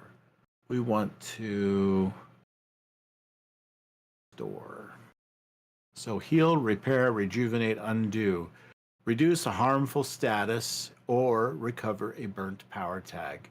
The cost is 1 power per tier, 2 power per tag. So we're going to reduce lost by 1, and that makes it go away. So you find you calling out the old man is so busy looking around and trying to help the marshal. Maybe he's over there, maybe he's over there, that you kind of trip and just kind of roll your ankle a little bit. So you've got some aches and pains that you've now got to deal with. On one of his stupid and apples. Probably, yeah, you step on an apple. roll your There you ankle go. on it. That's perfect. Oh, he's not far. Yeah. All right. So very good. So that then has removed the lost status from Jemmy. And Jared, you find him, and he's kind of, you get close enough where he's like, hey, where'd you guys go? And whatever. And you're calling for him, and you finally can hear each other well enough that you can tell the distance and the direction. It's nearby. And so you find each other. So good job. You guys are back within distance of each other, and the old man now has wandered off. I thought that's where he was, where we were walking off to. You hear me bellow So back, Jemmy, don't be a hero. Yeah.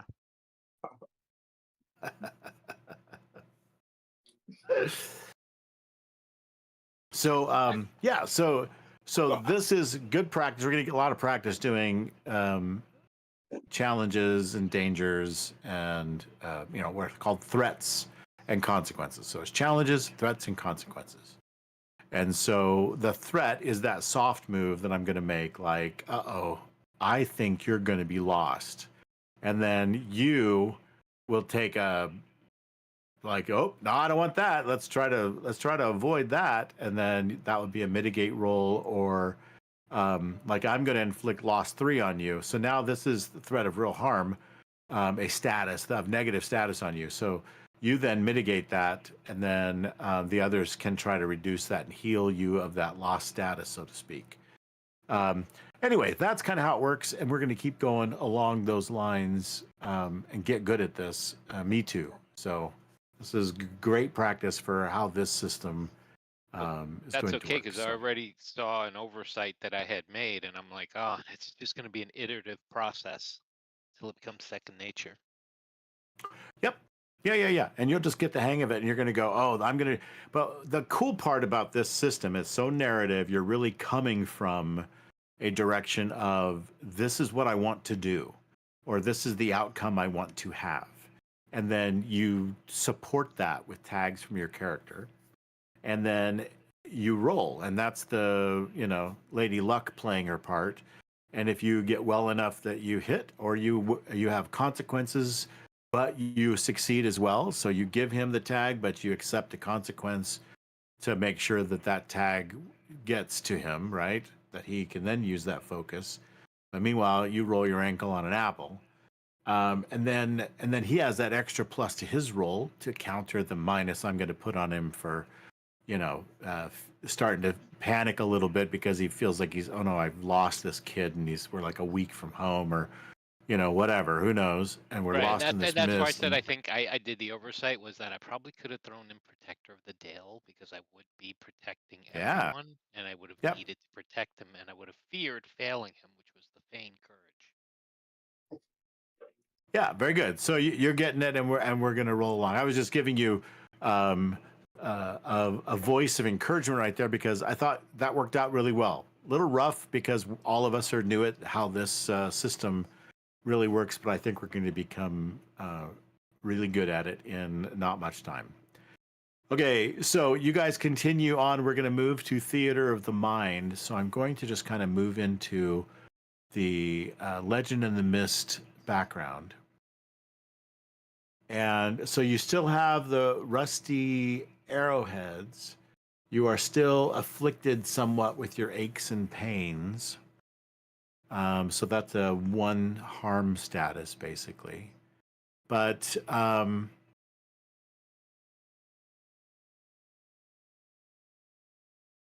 we're going to have a little bit of an encounter right now. As you follow the trail, you spot a woman carrying a basket. I'm going to just put her tag there, woman with basket. So she's there. She's walking slowly along the path ahead. So she's ahead of us. She's unaware of our presence. Correct. Her footsteps are very faint and distant. So again, that muffling of the mist, etc.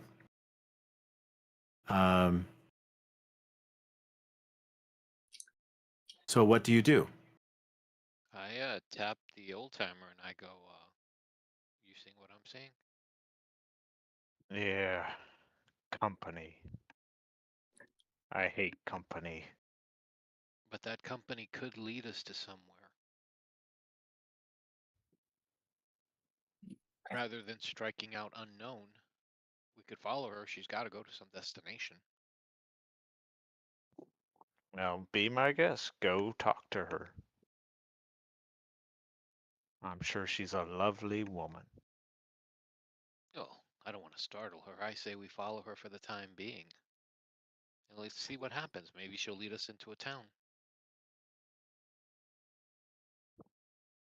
Or some Don't encampment. spook her and make her think we're bandits. No, that's why I don't want to necessarily run up to her. Yes, because stalking her is so much better. Hey, she's not even aware of us. Howard.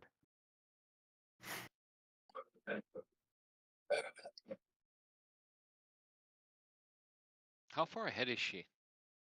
She is just at the edge of your vision. So she's really faded in the mist. You can just tell that she's there, and she's walking, and that she's carrying a basket. She's almost a silhouette against the, the smear of white mist that surrounds you.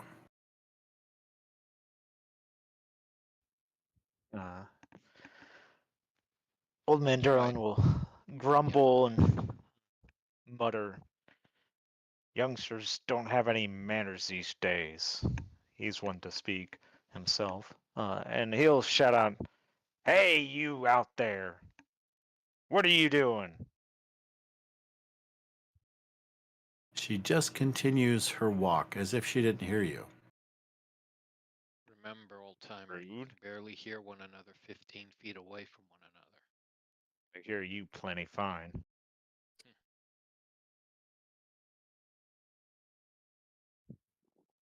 Maybe one of you quick ones should run up to her. catch up to her and catch her attention.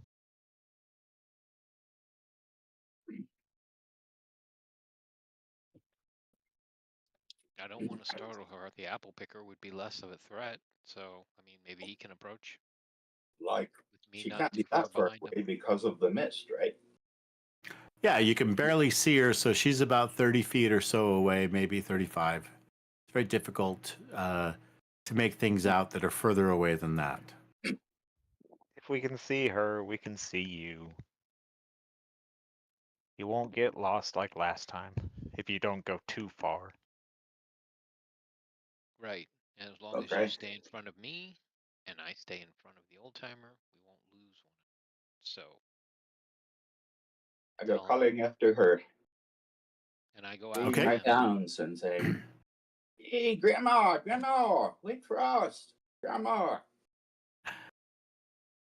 She doesn't respond to you whatsoever, doesn't turn, doesn't look, and takes another step or two as you're trying to catch up to her and just kind of fades into the mist. All that remains are some faint footprints in the soft dirt. We reach the last of the footprints and they just disappear. No, they continue. And now you get lost 6.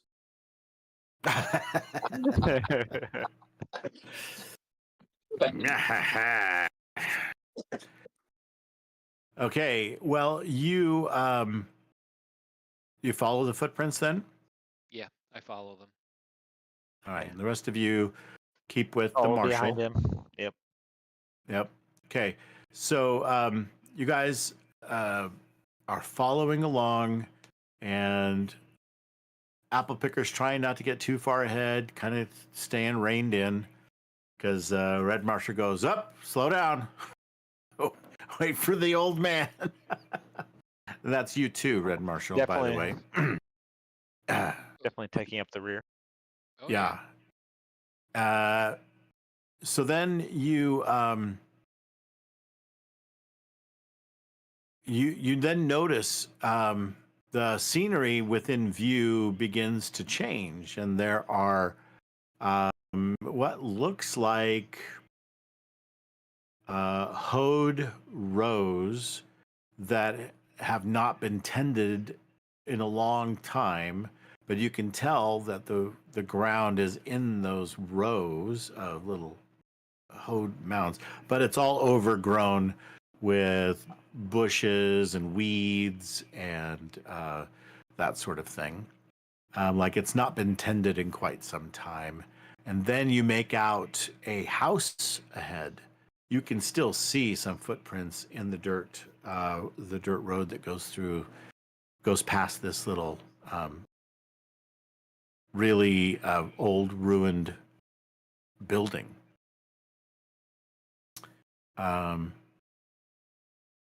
Is it the only structure that's visible? Initially, yeah, and as you go walking further down this road, you see another ruined building, some kind of a like a hovel, and then a little bit further you see more. So it looks like you have entered a village, maybe a village that has gone to ruin.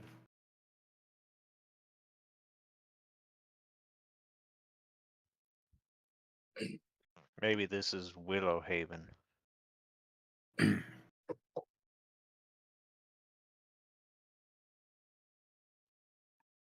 Gerlin will head Well- into the village and try to look for signs of people or leftover books or notes or anything like Or the that. square, Hmm? village square, or anything? Hey guys. Yeah. Hey guys, it was so weird when I was lost in the mist. I could hear like this whispering sound on the edge of my hearing.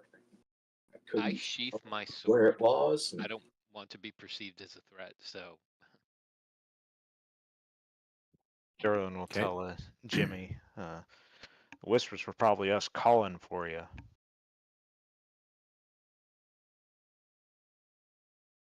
Okay, well, you push through the fog and discover that this is indeed a small, ruined village nestled in a sunken basin surrounded by dense woods and kind of swampy ground. The ground is kind of, and certainly in areas, wet and muddy. The air is, of course, unnervingly still. The half collapsed houses, rotting rooftops. There is what looks like a leaning bell tower, an old stone well in the center of the village. Occasionally, you do hear a faint bell tolling in the distance, but when you investigate that bell in the tower, it's missing. The tower is covered with creeping vines. That well, does it have water in it? And does that water have any of that black stuff in it? Or is it just murky, sludgy water? Old water. Good question. Why don't you investigate that well?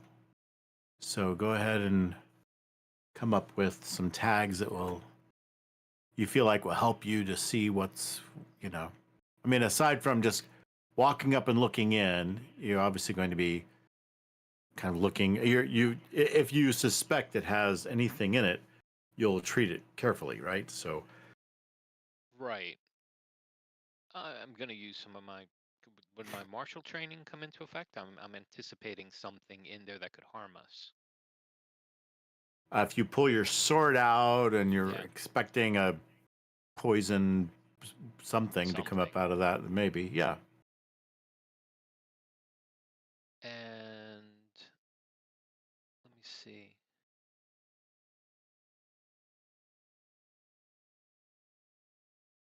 The aspiring local hero perspective wouldn't apply, correct?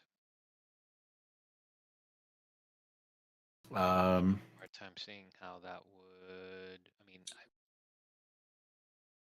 unless I'm just trying to be brave. That feign courage. You could feign courage, sure. And I'm going to be doing this too in order to protect the group, so that's still protector of the Dale, right? Sure. Mm-hmm. Yeah, that's what I got. And that's what I'm gonna go with. So, Okay. is this a quick? Because I'm really just looking, or is this gonna be a try? Yes. No, you can do quick. That's fine. Okay.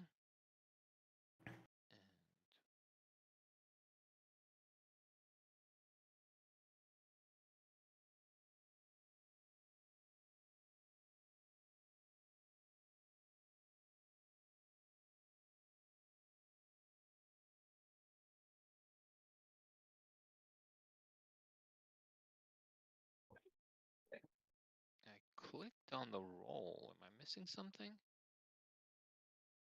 No, it could be me. I was typing a tag for you that I have left off, but nope. I see your roll. Yep, that looks good. Okay, so for total power of 2, here it comes. So with a 9, that's a mixed hit. So you can gain experience for being rash.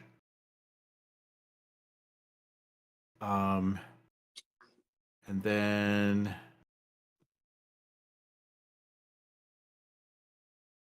see, maybe if we do a track and we do some kind of a disrupt attack, we can bestow, enhance, create, restore. See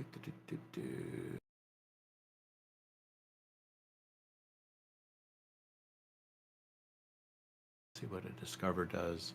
Sense, recall, research, converse, discover a valuable detail. Cost 1 power per detail. You have 2 power. So I will tell you this. The well gives you the heebie-jeebies. You walk up and you You get close to the well. Fallen by the side of the well is a wooden sign that has faded writing in it saying Willow Haven Well. And as you begin to come close to the well itself, you hear faint whispers.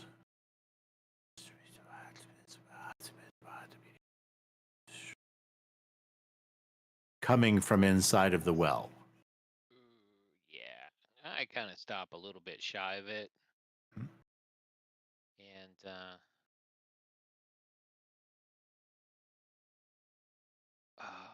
I look at my comrades and I tell the old timer, "No, he heard some whispers. I just heard whispers right now coming from the well."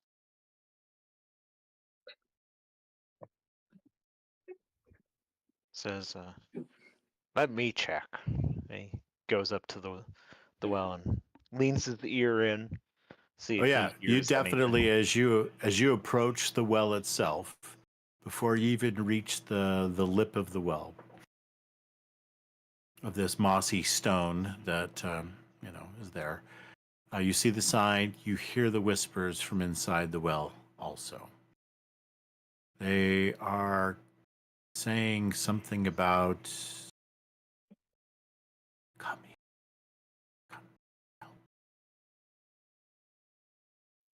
He'll step back from it and say, this place is cursed.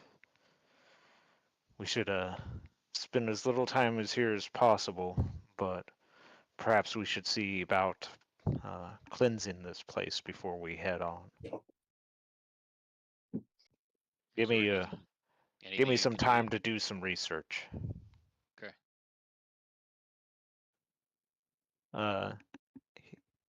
Old Man Durham's gonna look around the town, see if there's any like clues as to what might have happened to this place or the people that were living here. Okay, gonna look around town. Mm-hmm. Yep. Okay. There are several places you could spend some more time looking. One would be an abandoned home. One could be a bell tower. You looked at the well that whispers. Any chapel? You Yeah. Or anything that doubled for a chapel? maybe the bell tower was part of a building that was like that, not just a bell, but maybe part of some kind of a an old chapel or Right. meeting place or something. Yeah, that's where he'll go, is the old bell tower. There had to be someone that, stayed near the bell tower or worked it or whatever, and they probably, kept a work journal or something like that, tracking the Okay. time or something. I assume So that our travels through this village are we're leaving footprints. Are there other footprints that we can see in this village? Uh, no, you're not leaving footprints. Is the ground cobbled, or is it that hard packed dirt or clay or what? No, in some cases it's wet and muddy. And in those cases, if you were to purposefully step into mud or a puddle, it's just kind of so soggy that eventually just clumps back out into kind of level. So if you're leaving footprints, they're short-lived. Yeah, none of this place makes me feel good, by the way. So I look at the old timer and I'm like, "How's your ankle? You all right? You need to rest." yeah, but it can wait. All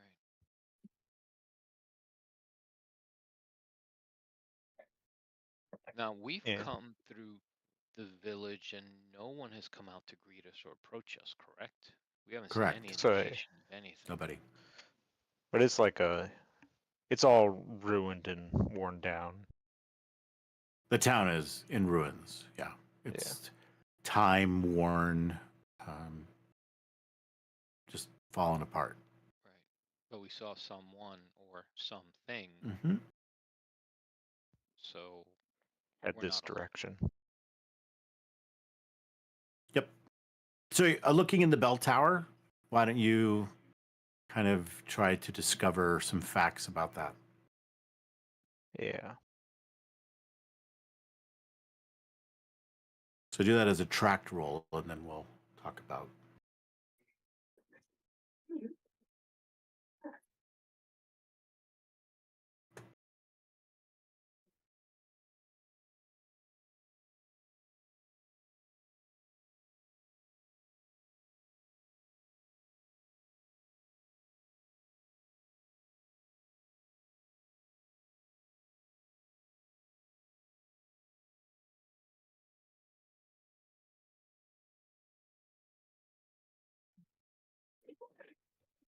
I think that's probably it.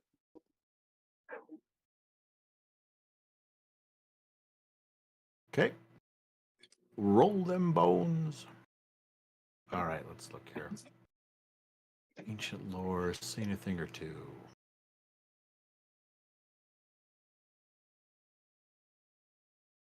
Okay. Oh, not a great roll. But you do get 2 power, and it's a mixed hit, so that means I will get to put a consequence on you. But you get 2 facts.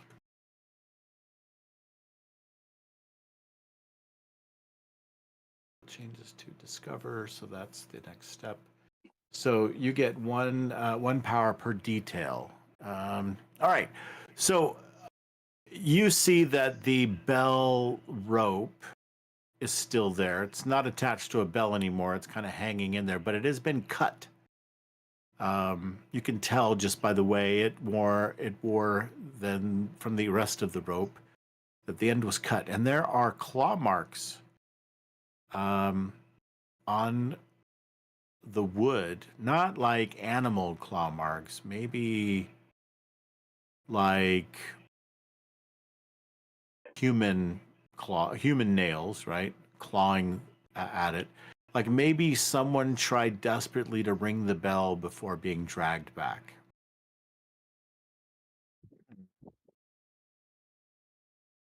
I think I'm going to add a consequence to you that not wrong vowel. Okay, let's try watched. I'm going to give you watched 1 because you feel like there are eyes upon you. It's pretty unnerving. It's not just the ravens that still seem to be here and there watching.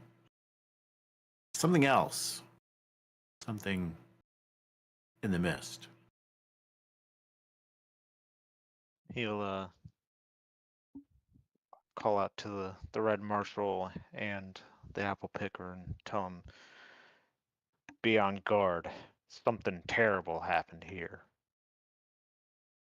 And yep, sword's in my hand already, so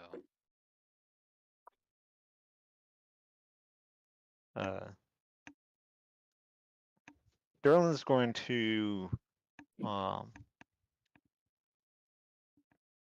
try to create a ward of protection around the old bell tower.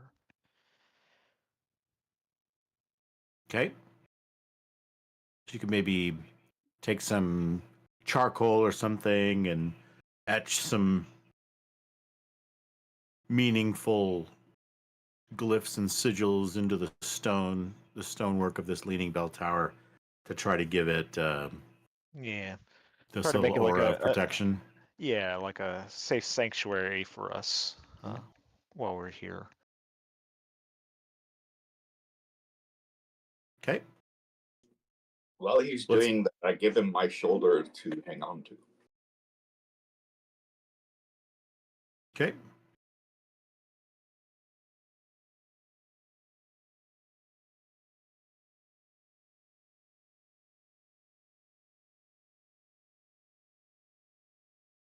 All right, so it sounds like that you would like to make a roll. So go Yes, ahead and make a tracked roll that picking tags that support it. You may have already been doing that, and I was just interpreting the silence. That's what I was. That was what I was doing. Sorry. No, that's okay. And Apple Picker, if you'd like to try to help him, I'm getting the gist that that's what you mean by lending him your shoulder. Yeah. You mean maybe arm. to steady him from his rolled ankle Aches and and so forth pains. as it goes about it. That was Okay. caused by an apple. So go ahead. Right, exactly. You're feeling guilty, are you? Go ahead and you can make a roll to try to assist him, right? Okay. So any tags that you feel like might be helpful in doing exactly that, just offering him some physical support, a shoulder to hold on to, anything like that.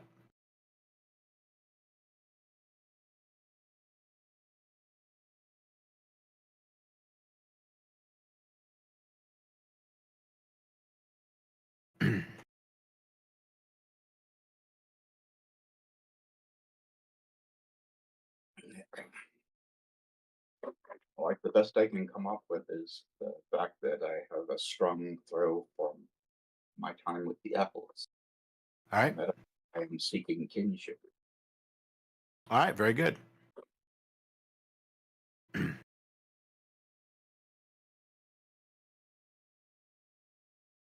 Go ahead and tag those and then hit the roll dice button. It'll pop up for me so I can see it.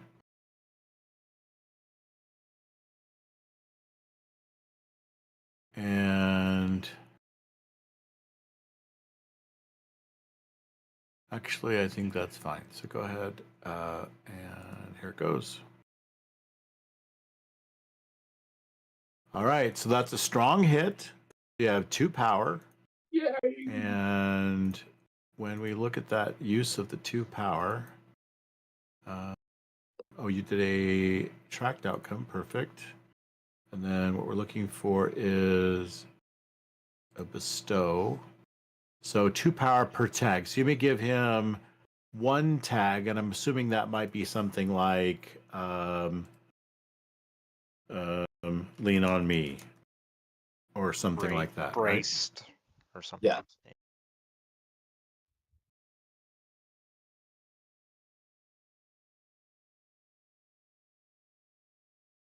All right, good enough. All right, so as you make your roll, old man Derlin, I'm going to be hitting you with aches and pains, but you're going to lean on me to offset that.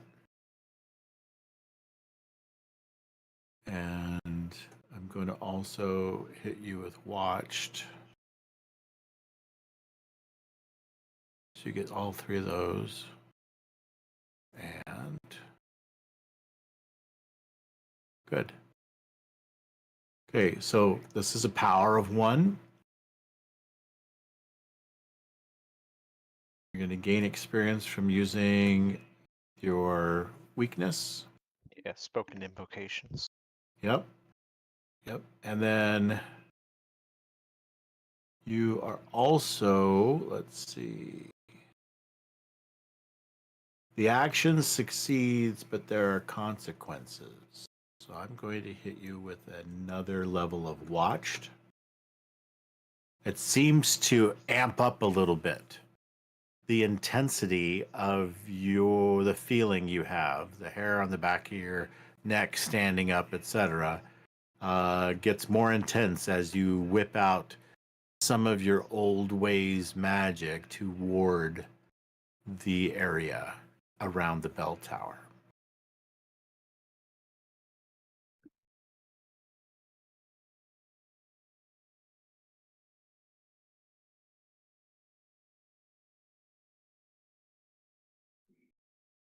He'll tell the So, party it's getting closer. Can I see if I can try to identify it or see if I see something out there?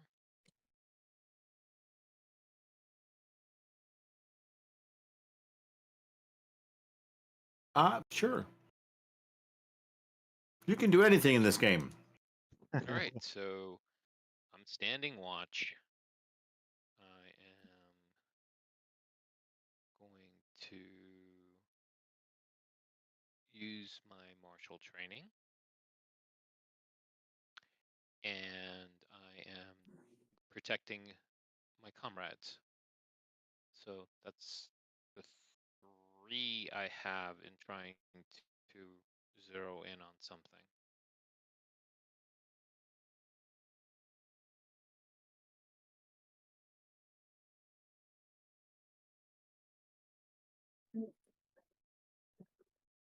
This will be tracked. Yep.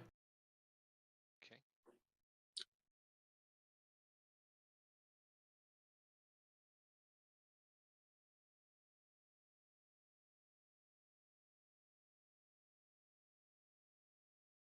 Cool with that.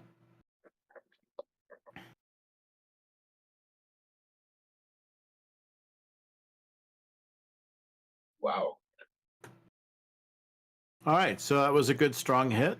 A total of 3 power. You get 1 detail per power. So is there you do see that there is a some movement that you think is to the east. It must be east. And the movement in the mist seems like there are more than one person kind of walking in the mist.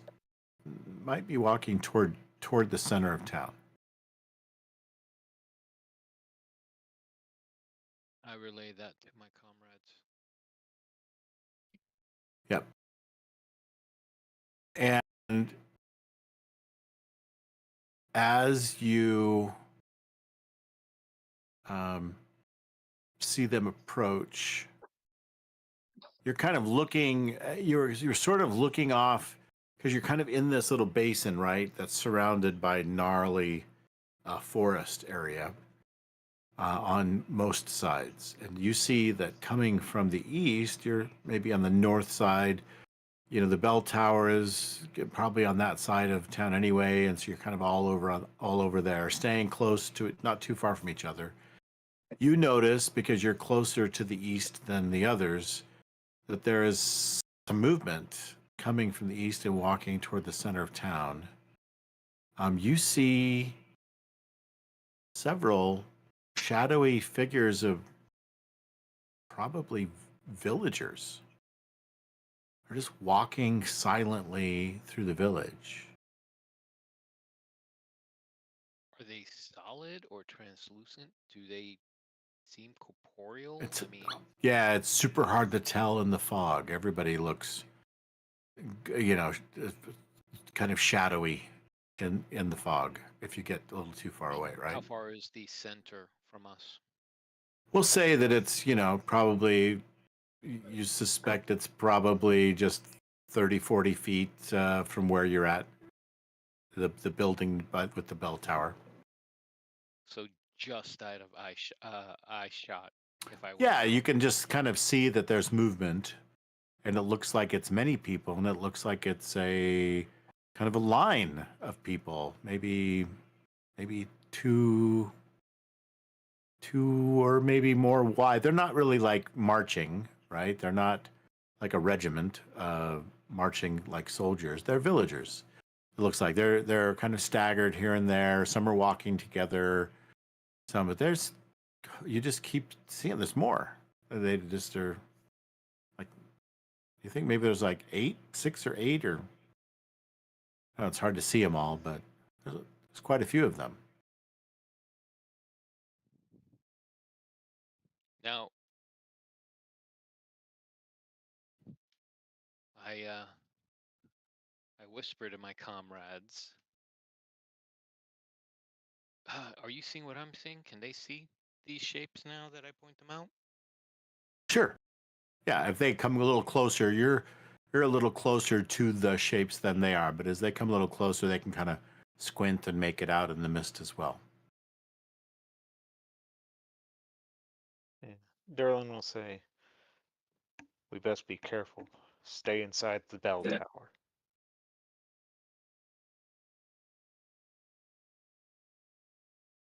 He's just gonna try to watch and see what they do.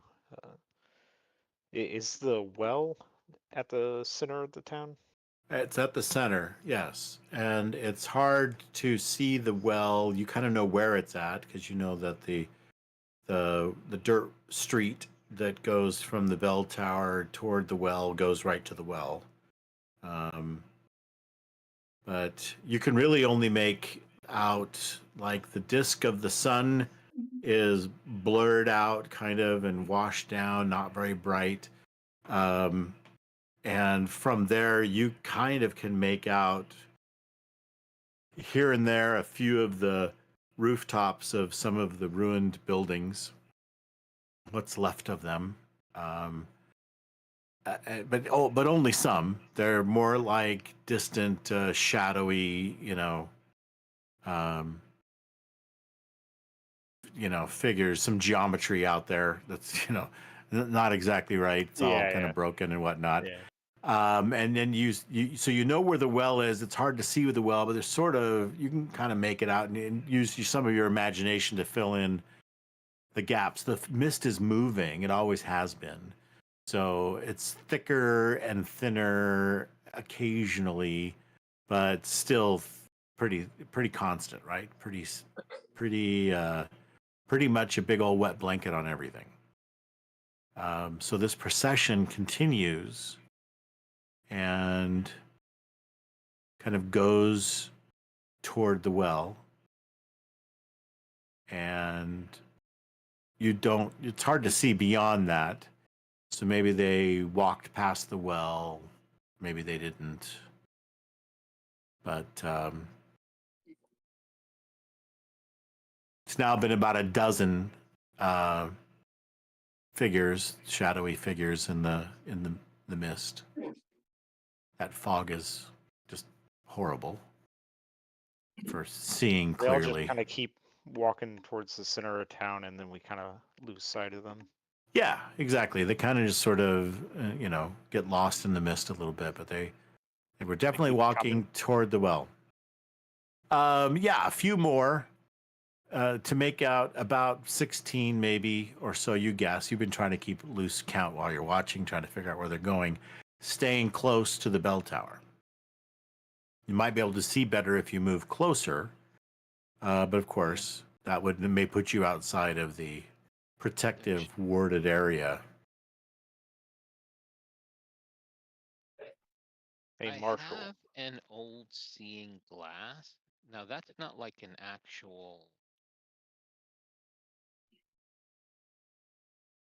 pirate spyglass, is it? It could be. I don't think it will help you a whole lot in this mist because the mist is Oh, really okay. thick. But yeah, maybe it's just or maybe it's more like a seeing glass for looking at things close up, like a handheld magnifier. Oh, okay. Which would you prefer it to be, old man? I would prefer it to be the pirate. Okay. All right. Lets you see some at a distance. You maybe use that to keep track of what's going on in the woods. Mhm. Maybe looking for smoke, that sort of thing. I could see Yep. that being the thing. Sure. Okay. But Okay. not of any use here because of the fog. I thought as much, but I wanted to at least define it. Yeah, you can see that fog a little closer, but it's still just as thick. Yeah, I look at the old man and I go, that's not natural. There's something unnatural here. Might Indeed. not be as learned as you are, but I can tell something's wrong. Hairs on the back of my neck are standing up. What does the apple picker think about that? When I was in the mist, I heard this whispering sound. Like, not threatening or anything, but kind of eerie. Yeah, do we hear There's like certainly whispering coming from the figures or anything like that? there's Nope. definitely something unnatural about this mist.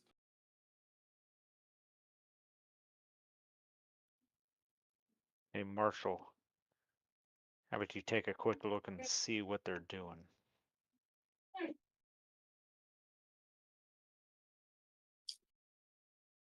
I'll go with you. Okay. Who What said is that? the- Who's going with me?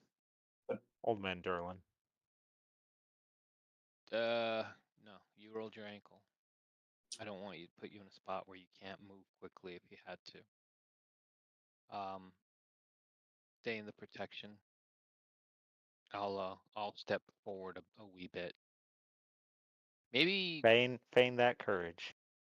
Yeah, I am feigning that courage. I am being the aspiring local hero. And I am protecting my friends. So, yeah. All right. So, I'm going about 3 yards out just to see if I can get a better look. Okay. Yeah, it looks like you can see a little bit. You can make out the well now, and you can see a little bit past it in this like hub and spoke kind of village, and you do not see any The more people. villagers aren't there. No. It's like they walked to Into the well. Maybe. Yeah, or they went beyond and you didn't catch them in time. And now they're just kind of lost in the mist beyond, going to the west side of town, so to speak. True, but hearing voices coming out of a well doesn't necessarily bode well for town folks.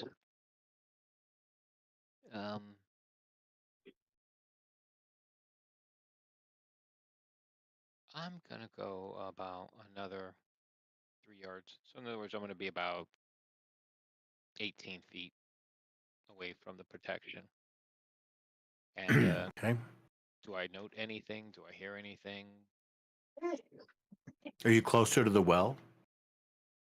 I am about, let's see, I'd have to say probably maybe 12 feet away from the well.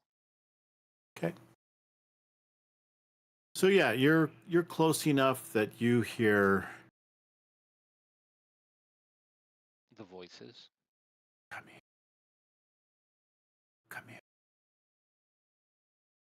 Help.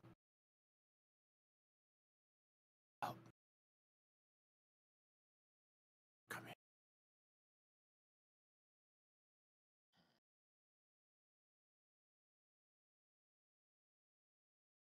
Oh. And I do a 360, like a whole roundabout. I don't see anybody else out, right? No. Nope. And you can still make out you're 10, 15 feet away from the bell tower, and you can see the wise one and the apple picker kind of leaning out from around some fallen stone wall area, and they're watching you carefully.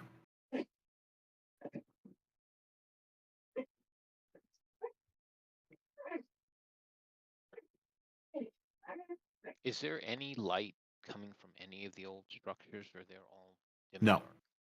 No, everything is in shadow of the mist, and nothing seems lit.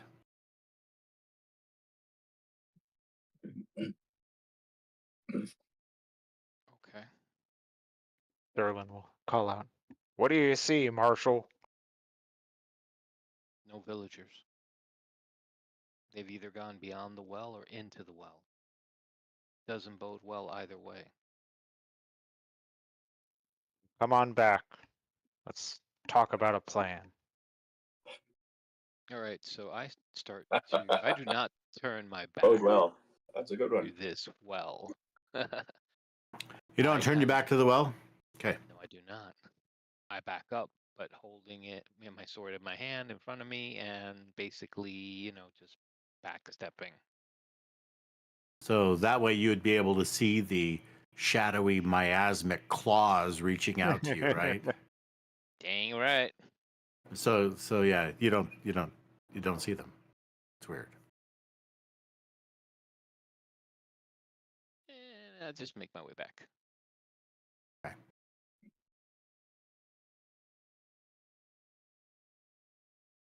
Do you know anything that can dispel or bind or do something? There's something here.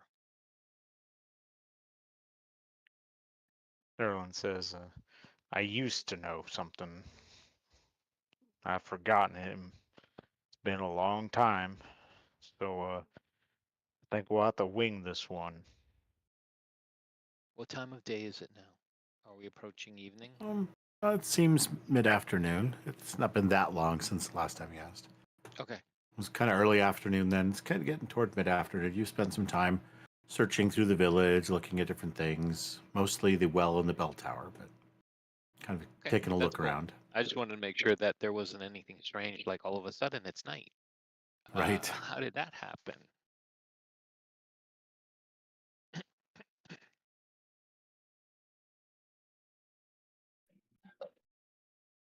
Noting that they all went to the well, was there a sound of bell ringing or anything that kind of drew them out? How did they know to go to the well at this appointed time?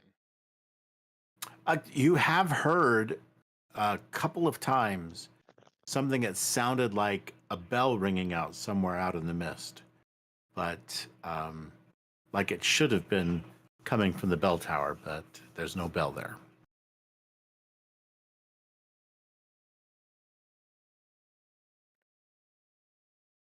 So, Derlin's got a small cauldron on him.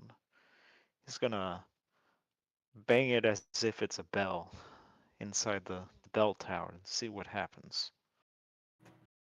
Okay. Gong. It's kind of coppery and not copper, but it's probably iron. You've got like a cast iron, and you smack it with probably like your wood spoon or whatever you know Yeah. your pestle or whatever. Brung, brung. So yeah, but it's a much higher pitch than a bell that would be at a bell tower, which would have maybe a couple feet a diameter. So yours is not the same, but you know, if you're trying to speak bell to the other bell, that that would be ring speak. It doesn't do anything, but you do notice that the ravens,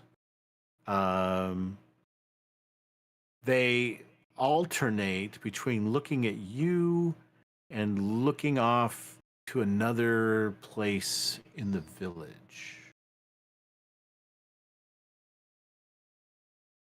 That probably doesn't make you feel any better, but No. What He'll point that out to the other two. can we see what the general direction they're looking at? Are we able to identify what it is that's captured their attention?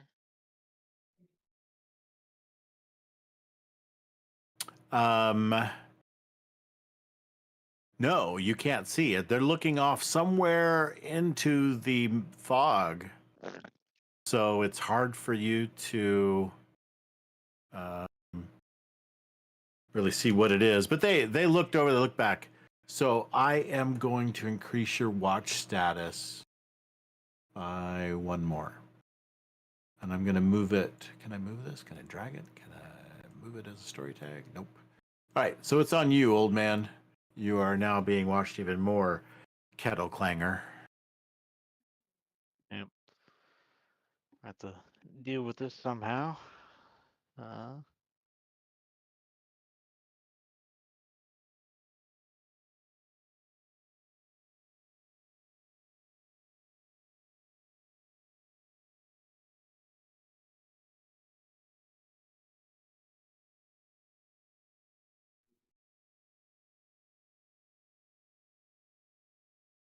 Man, I wish I had music. Ooh.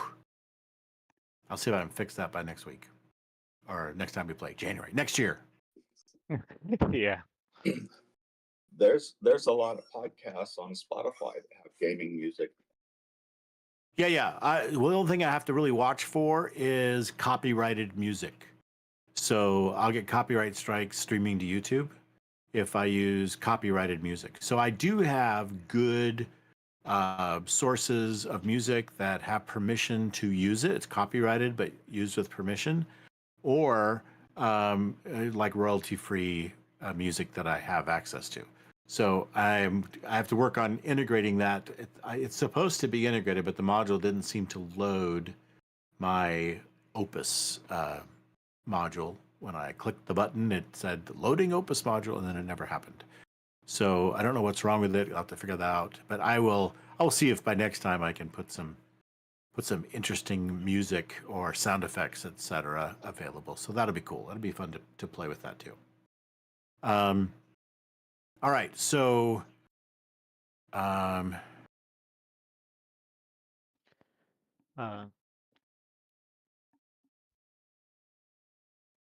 would I be able to pretty quickly try to brew up some medicine to deal with my aches and pains?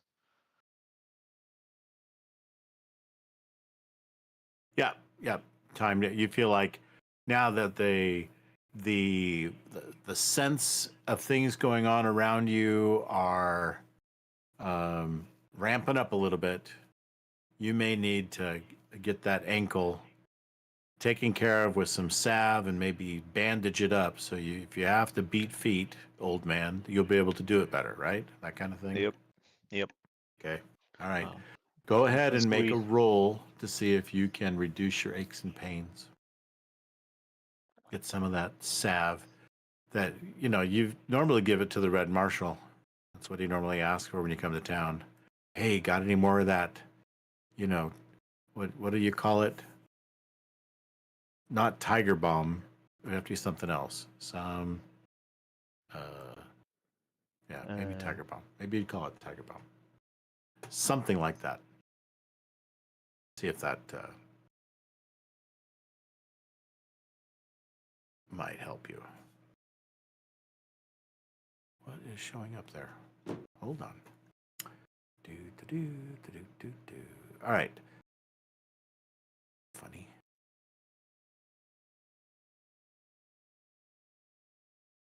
Pay no attention to the weird popping up journals.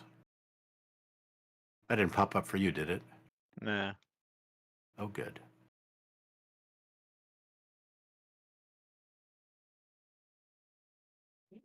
All right. So have you come up with some tags you think are going to help you whip something up to help ease your aches and pains? He's going to use his small cauldron with some herbal ingredients he has in his backpack, as well as his apothecary medicine bag to brew up something. While since we're kind of it feels like we're on a bit of a time crunch.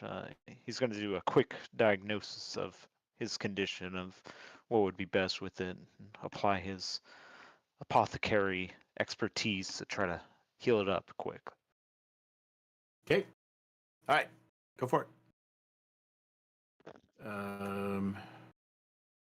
Maybe there's something I can do to cause trouble. Let's see. I think that you're going to be nervous being watched.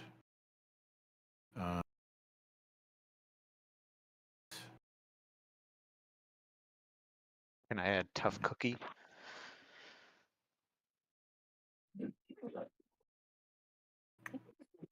Apothecary medicine bag, quick diagnosis, herbal ingredients, and a small cauldron. Yeah, but I think I can give you bell tower ward as well, even though you're being watched. And you want to add? If I'm, being watched and stressed and all that sort of stuff. Okay, he's a go tough for it. cookie. He's been through stuff. Okay. All right.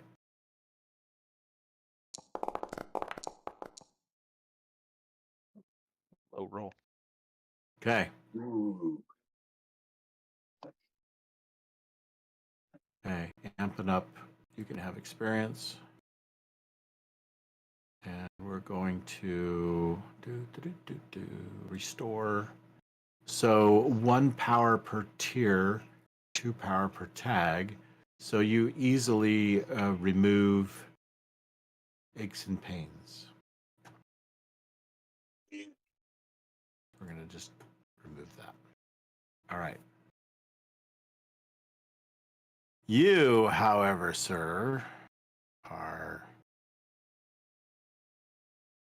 Did I not save that? What happened?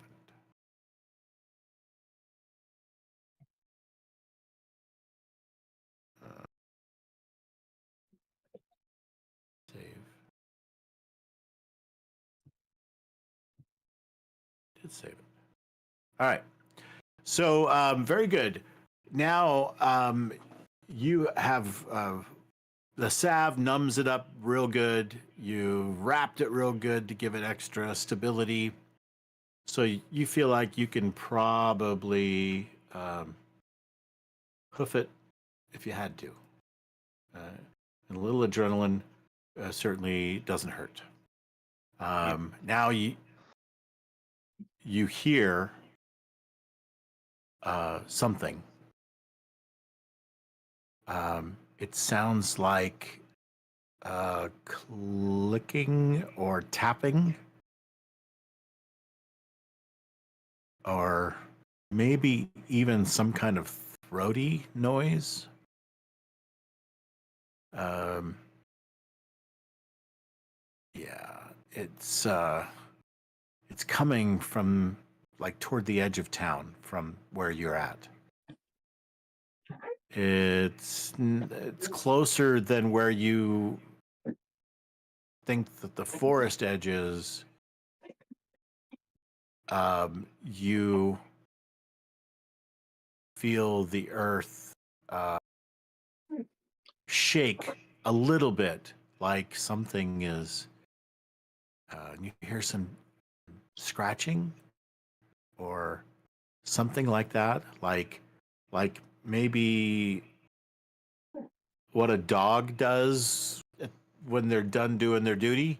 You there's this, and then this clicking sound. Maybe these are long claws clacking together, or teeth, like chatter, chatter, chatter, chatter, chatter. You know, like someone with the chills and their teeth are just chattering, or something like that. He'll alert the marshal and the apple picker, Jared and Jimmy. Looks like we got a fight on our hands. Let's go deal with this. And he'll head out of the bell tower. Okay, and you're gonna head toward the sound. Yep. Which of you is leading the way? I am. Or are you doing the Three Amigos walk? Yeah. Well, I'll still help. Well, Derlin healed his leg, right? He healed it. He took care of it. He's got it bandaged up, and he put some kind of salve of, I don't know, dickweed or something on there that caused him just to not feel the pain anymore. So he's good. Okay. Well, I still clutch onto his arm with wide eyes, trying to get some strength from him. Okay, very good. There were strings attached to him saying, "You can lean on me." That's it. Where it's now clear. All right. Yeah. So coming up from what maybe was some kind of a strange trench or a crack, a crevasse of some kind along the side of the road in near one of the ruined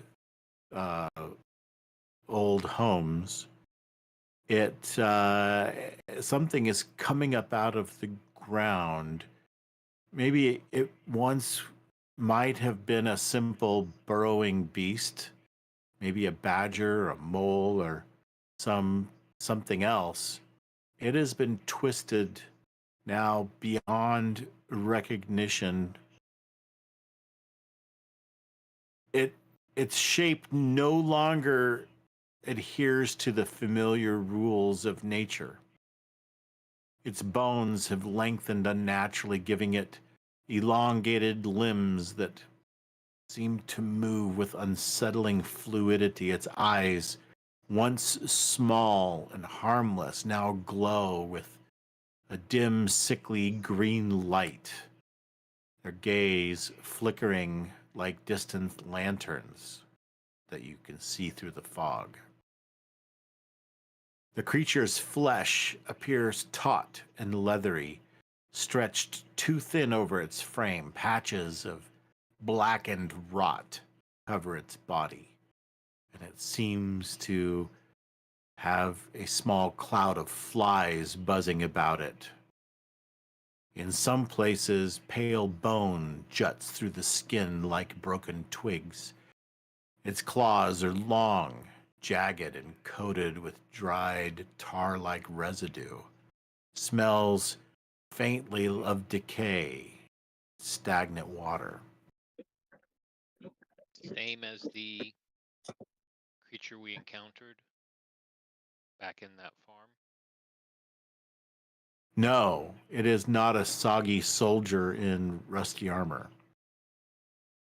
This looks like some kind of cross between some kind of burrowing beast and maybe a forest-dwelling predator. How big is it? It's pretty big. It's the size of like a black bear. So maybe it is a cross between a bear and a badger or something like that. But it really is, it's messed up. Its face is the most unnerving aspect. It retains the faintest semblance of its original form, but its jaws have widened unnaturally and filled with jagged, needle-like teeth that chatter softly as it moves. And when it moves, as it does so toward you, it stutters unnaturally in its gait, as though it can't quite remember how its limbs should work. It alternates between crawling on all fours and lurching upright in short, violent bursts. Its head tilts with sharp, sudden movements. Whenever it hears a sound, its glowing eyes flicking from the shadow to shadow to like a predator tracking unseen prey. But it has locked on to you as it begins to make its move towards you. Its teeth chattering as it moves towards you. How far away is Kill it? that thing. It's just in within view, so it's about 30 feet away from you when you see all this. It was a little bit further, but so you could make out its green eyes first, but then it did that quick lurchy kind of up on 2 feet, back down on all fours, chattering of its teeth, its claws, its limbs too long for being a normal bear or badger or whatever. They're definitely longer. The claws extend out at least 6 inches. It looks like a super-powered burrowing animal, but also something far more twisted than that. And with that, we will bring this session to an end. Ooh, yeah. Nice. Nice. Now, I will develop by next time an end of session move.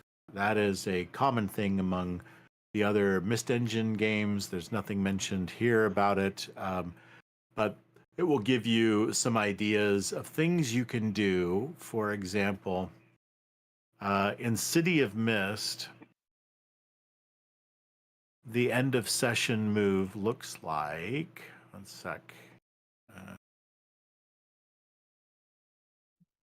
Gonna pull it up here.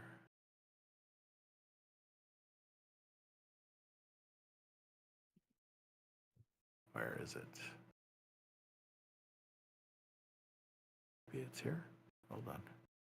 Yeah. Okay. So for the end of the session, it says at the end of the session, when the credits roll, go around the table. Each person can answer one or more of the following questions. One is, how have the companions grown this session? Recover a burnt crew power tag, which we don't have yet. We don't have those rules for that or anything, but there's a crew theme that gives you, instead of 4, you now have 5, because one is the ones you have in common. And every time you use a tag from that, it burns the tag. You don't get the benefit of burning a tag, but it just burns the tag. So that lets you recover a burnt tag or mark attention on the crew theme, because that can also evolve and add more tags and so forth. Second question, which character had the most meaningful interaction with your character this session? And add 1 help or 1 hurt point next to their name on your character card. I suppose there will be something like that in Legend of the Mist to help dictate the relationship ebb and flow that goes on with the interpersonal relationship between the companions. And the third one is, which of your themes is under the most strain? If it collapses, what new aspect will show up in its place? Write down the answer on the flip side of that theme card. We don't have those rules yet for that, but that gives you an idea of what it is in City of Mist. Is how has the crew grown this session? Recover a burnt crew power tag. That makes sense. Or mark attention on a crew theme. Second one is, which character had the most meaningful interaction with you, and get help or hurt. Help and hurt are basically just 1 power that you can use to create a tag or whatever for someone else, right? So it's like you've already made a successful roll and you have power to spend, okay? So that's what help or hurt is. It's just that those, you use them to add a +1 to someone's roll, or a -1 if it's hurt. If there was something you felt jealous about, or they said something to you that kind of insulted you, or whatever, that could be a hurt. Or you felt left out, or you felt like they teamed up together and not with you, so that could be a hurt. Or you just have hurt feelings. And then you can use that kind of as a, well, screw you, buddy, I'm gonna try to throw my apple, but instead it's going to get in your way, or I'm going to step in the way, or I'm going to, and that just is a -1 to their roll, right? And then the third one is, so that could be help or hurt, and help works as a +1 to the roll, right? And then which of your themes is under the most strain? Like, which ones have you ignored, or you feel like is just not being used? And then you can mark a let's see. So like you can mark a decay on that theme, and then that is where you're like, okay, so if this theme goes away, if you decay it 3 times, then it goes away, but then you can bring another theme up instead. And this is how characters evolve. They get rid of themes that they're not using, that they're letting go of, and they're bringing new themes to bear. So we'll wing the creation of new themes if we get that way. This is the question is, well, what would that new aspect be? What is that about you that you are seeing as maybe up and coming to the forefront, right? To be one of your 4 themes. So it's just a way of kind of preparing yourself and get you thinking about, how is your crew, your companionship evolving? Did you have any meaningful reactions with each other, positive or negative? And which of your themes is kind of getting neglected? Which one can we mark a decay on, right? All right, so let's go around the table and kind of, based on the gist of that, again, we're going to be, officially winging this, but let me start first with Derlin. Can you answer any of those 3 questions? Yes, you mind coming back to me? Yeah, not a problem. Jared. How has Jared felt? Has there been a way that the companionship has grown together? Is there a particular person that you feel like there was more help or hurt? Um, I and, felt that the old timer was definitely very helpful, and in the suggestions he was making, the group is coming together in that we're able to now kind of determine one another's actions to a greater or lesser degree, and we're actually formulating plans of action instead of debating or just doing things differently. I mean, we are kind of homogenizing, but it's taking a little bit, but we're getting there. right. Okay. And as far as any of my own abilities, most of them are still battle specific, so they'll come into play and I'll have to assess then what I end up using and don't. Okay. So nothing there. All right. Cool. So I've run ahead and marked a tag for you called Help Derlin because I don't have any better way of doing that right now. All right. So Jemmy, how has Jemmy been affected by interactions with the companionship or a specific person, or how are you feeling about your own uh, themes? Is there one that you feel like has kind of been neglected? I think Jimmy was mostly involved with Derlin throughout the night, him finding me, and I was lost and getting hurt, trying to protect me. And then later on, me being able to give him a little help. Yeah, so- good.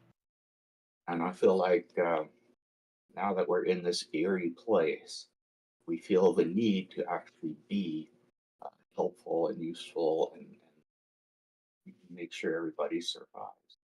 What's Nice. going? Okay. For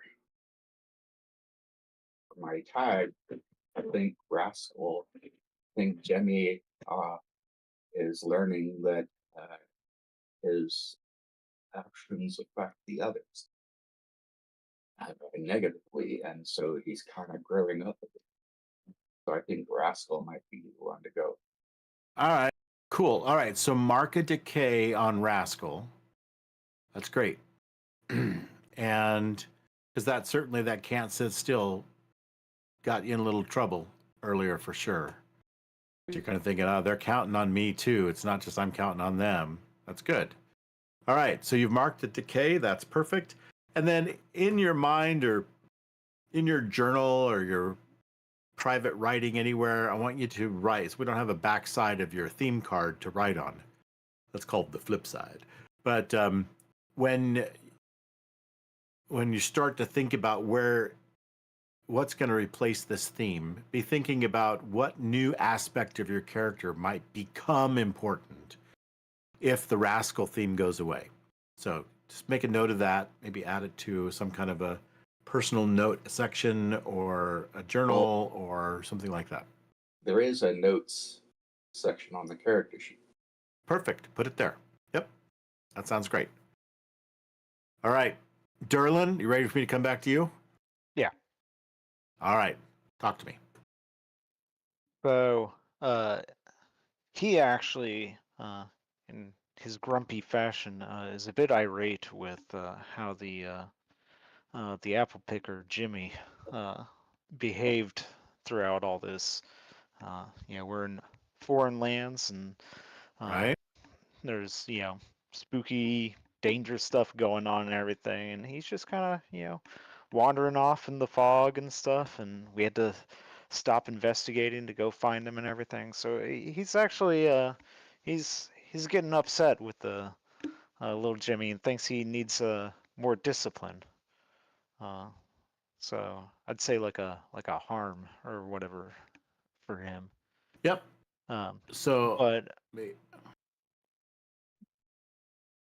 so we're gonna say hurt yeah, hurt. Yeah. Jimmy. Okay. But part of that is he's realizing how much of the old ways he's forgotten, and how important it's going to be in the future. Right now, he's only rarely had an opportunity to use his apothecary kind of hedge uh, Hmm? potion making stuff to any benefit or whatever, and it seems much more that uh, he needs to brush up on some of the old magic, some of the old tomes that he might have been a little lazy and neglected. So I think his apothecary stuff might actually Takes it. decay. Take a point of decay. All right, very good. And then again, in your own reflection, whether it's in a journal or I don't know if I've set up private channels for it in Discord. I guess I haven't yet. Um, you can reflect. I'll probably set up private channels where you could use that if you wanted to write. I'm encouraging you to use the VTT because it's got a journaling area already built in, and you can connect to that anytime you want and just write in the journal there, paste in from something else you've written, etc. All that's good. Is the server always up? Yeah, 24/7. Yep. Okay, cool. So you can get in there anytime. You could look through the rules. You could look through the journals you have access to. Hitting the J key on the keyboard brings up that whole quick journaling or whatever, and then you go over to My Journal and you can create a page in there and type away. That's what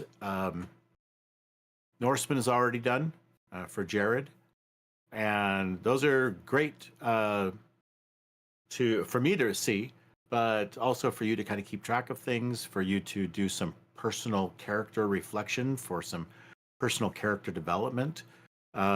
Things like that are great. Tell me, Norseman, without revealing what you've written, what is the benefit you found from doing that so far? That you thought after doing it, you made a comment to me about it, so I want you to share that with the others, if you would. Oh yeah, we do a lot of things while we're gaming, so remembering things as time progresses is going to be a little harder. Yes, you could actually listen to it, but what you were thinking at that moment in time, if you just create the journal, it's an expressive media that just kind of allows you to reflect back on anything from battle strategies to woes to how the fates cursed you with the die, however you want to look at it. And it was fun. I've done it in the past. I did it a long time ago, but I haven't done it in decades. I did a journal when Yeah. I first started playing, so it was kind of like putting on an old pair of shoes. I'm like, okay, yeah, except I actually wrote in a journal. This is now digital, so everything Yeah. progresses. That's interesting, and you even put a picture in one of them. I thought that was really cool when I saw that. Oh, So, yeah, so you could do all kinds of stuff with it. So feel free to experiment. Hit me up in Discord if you have any questions. Meanwhile, let's go ahead and say goodbye to our internet audience of 2 people or whoever was watching today. 0. Oh, 1 concurrent viewer, 3 total views. Thank you for viewing. That's probably one of them is me. To make sure the stream is running. So thanks everyone, and we will see you next year when the next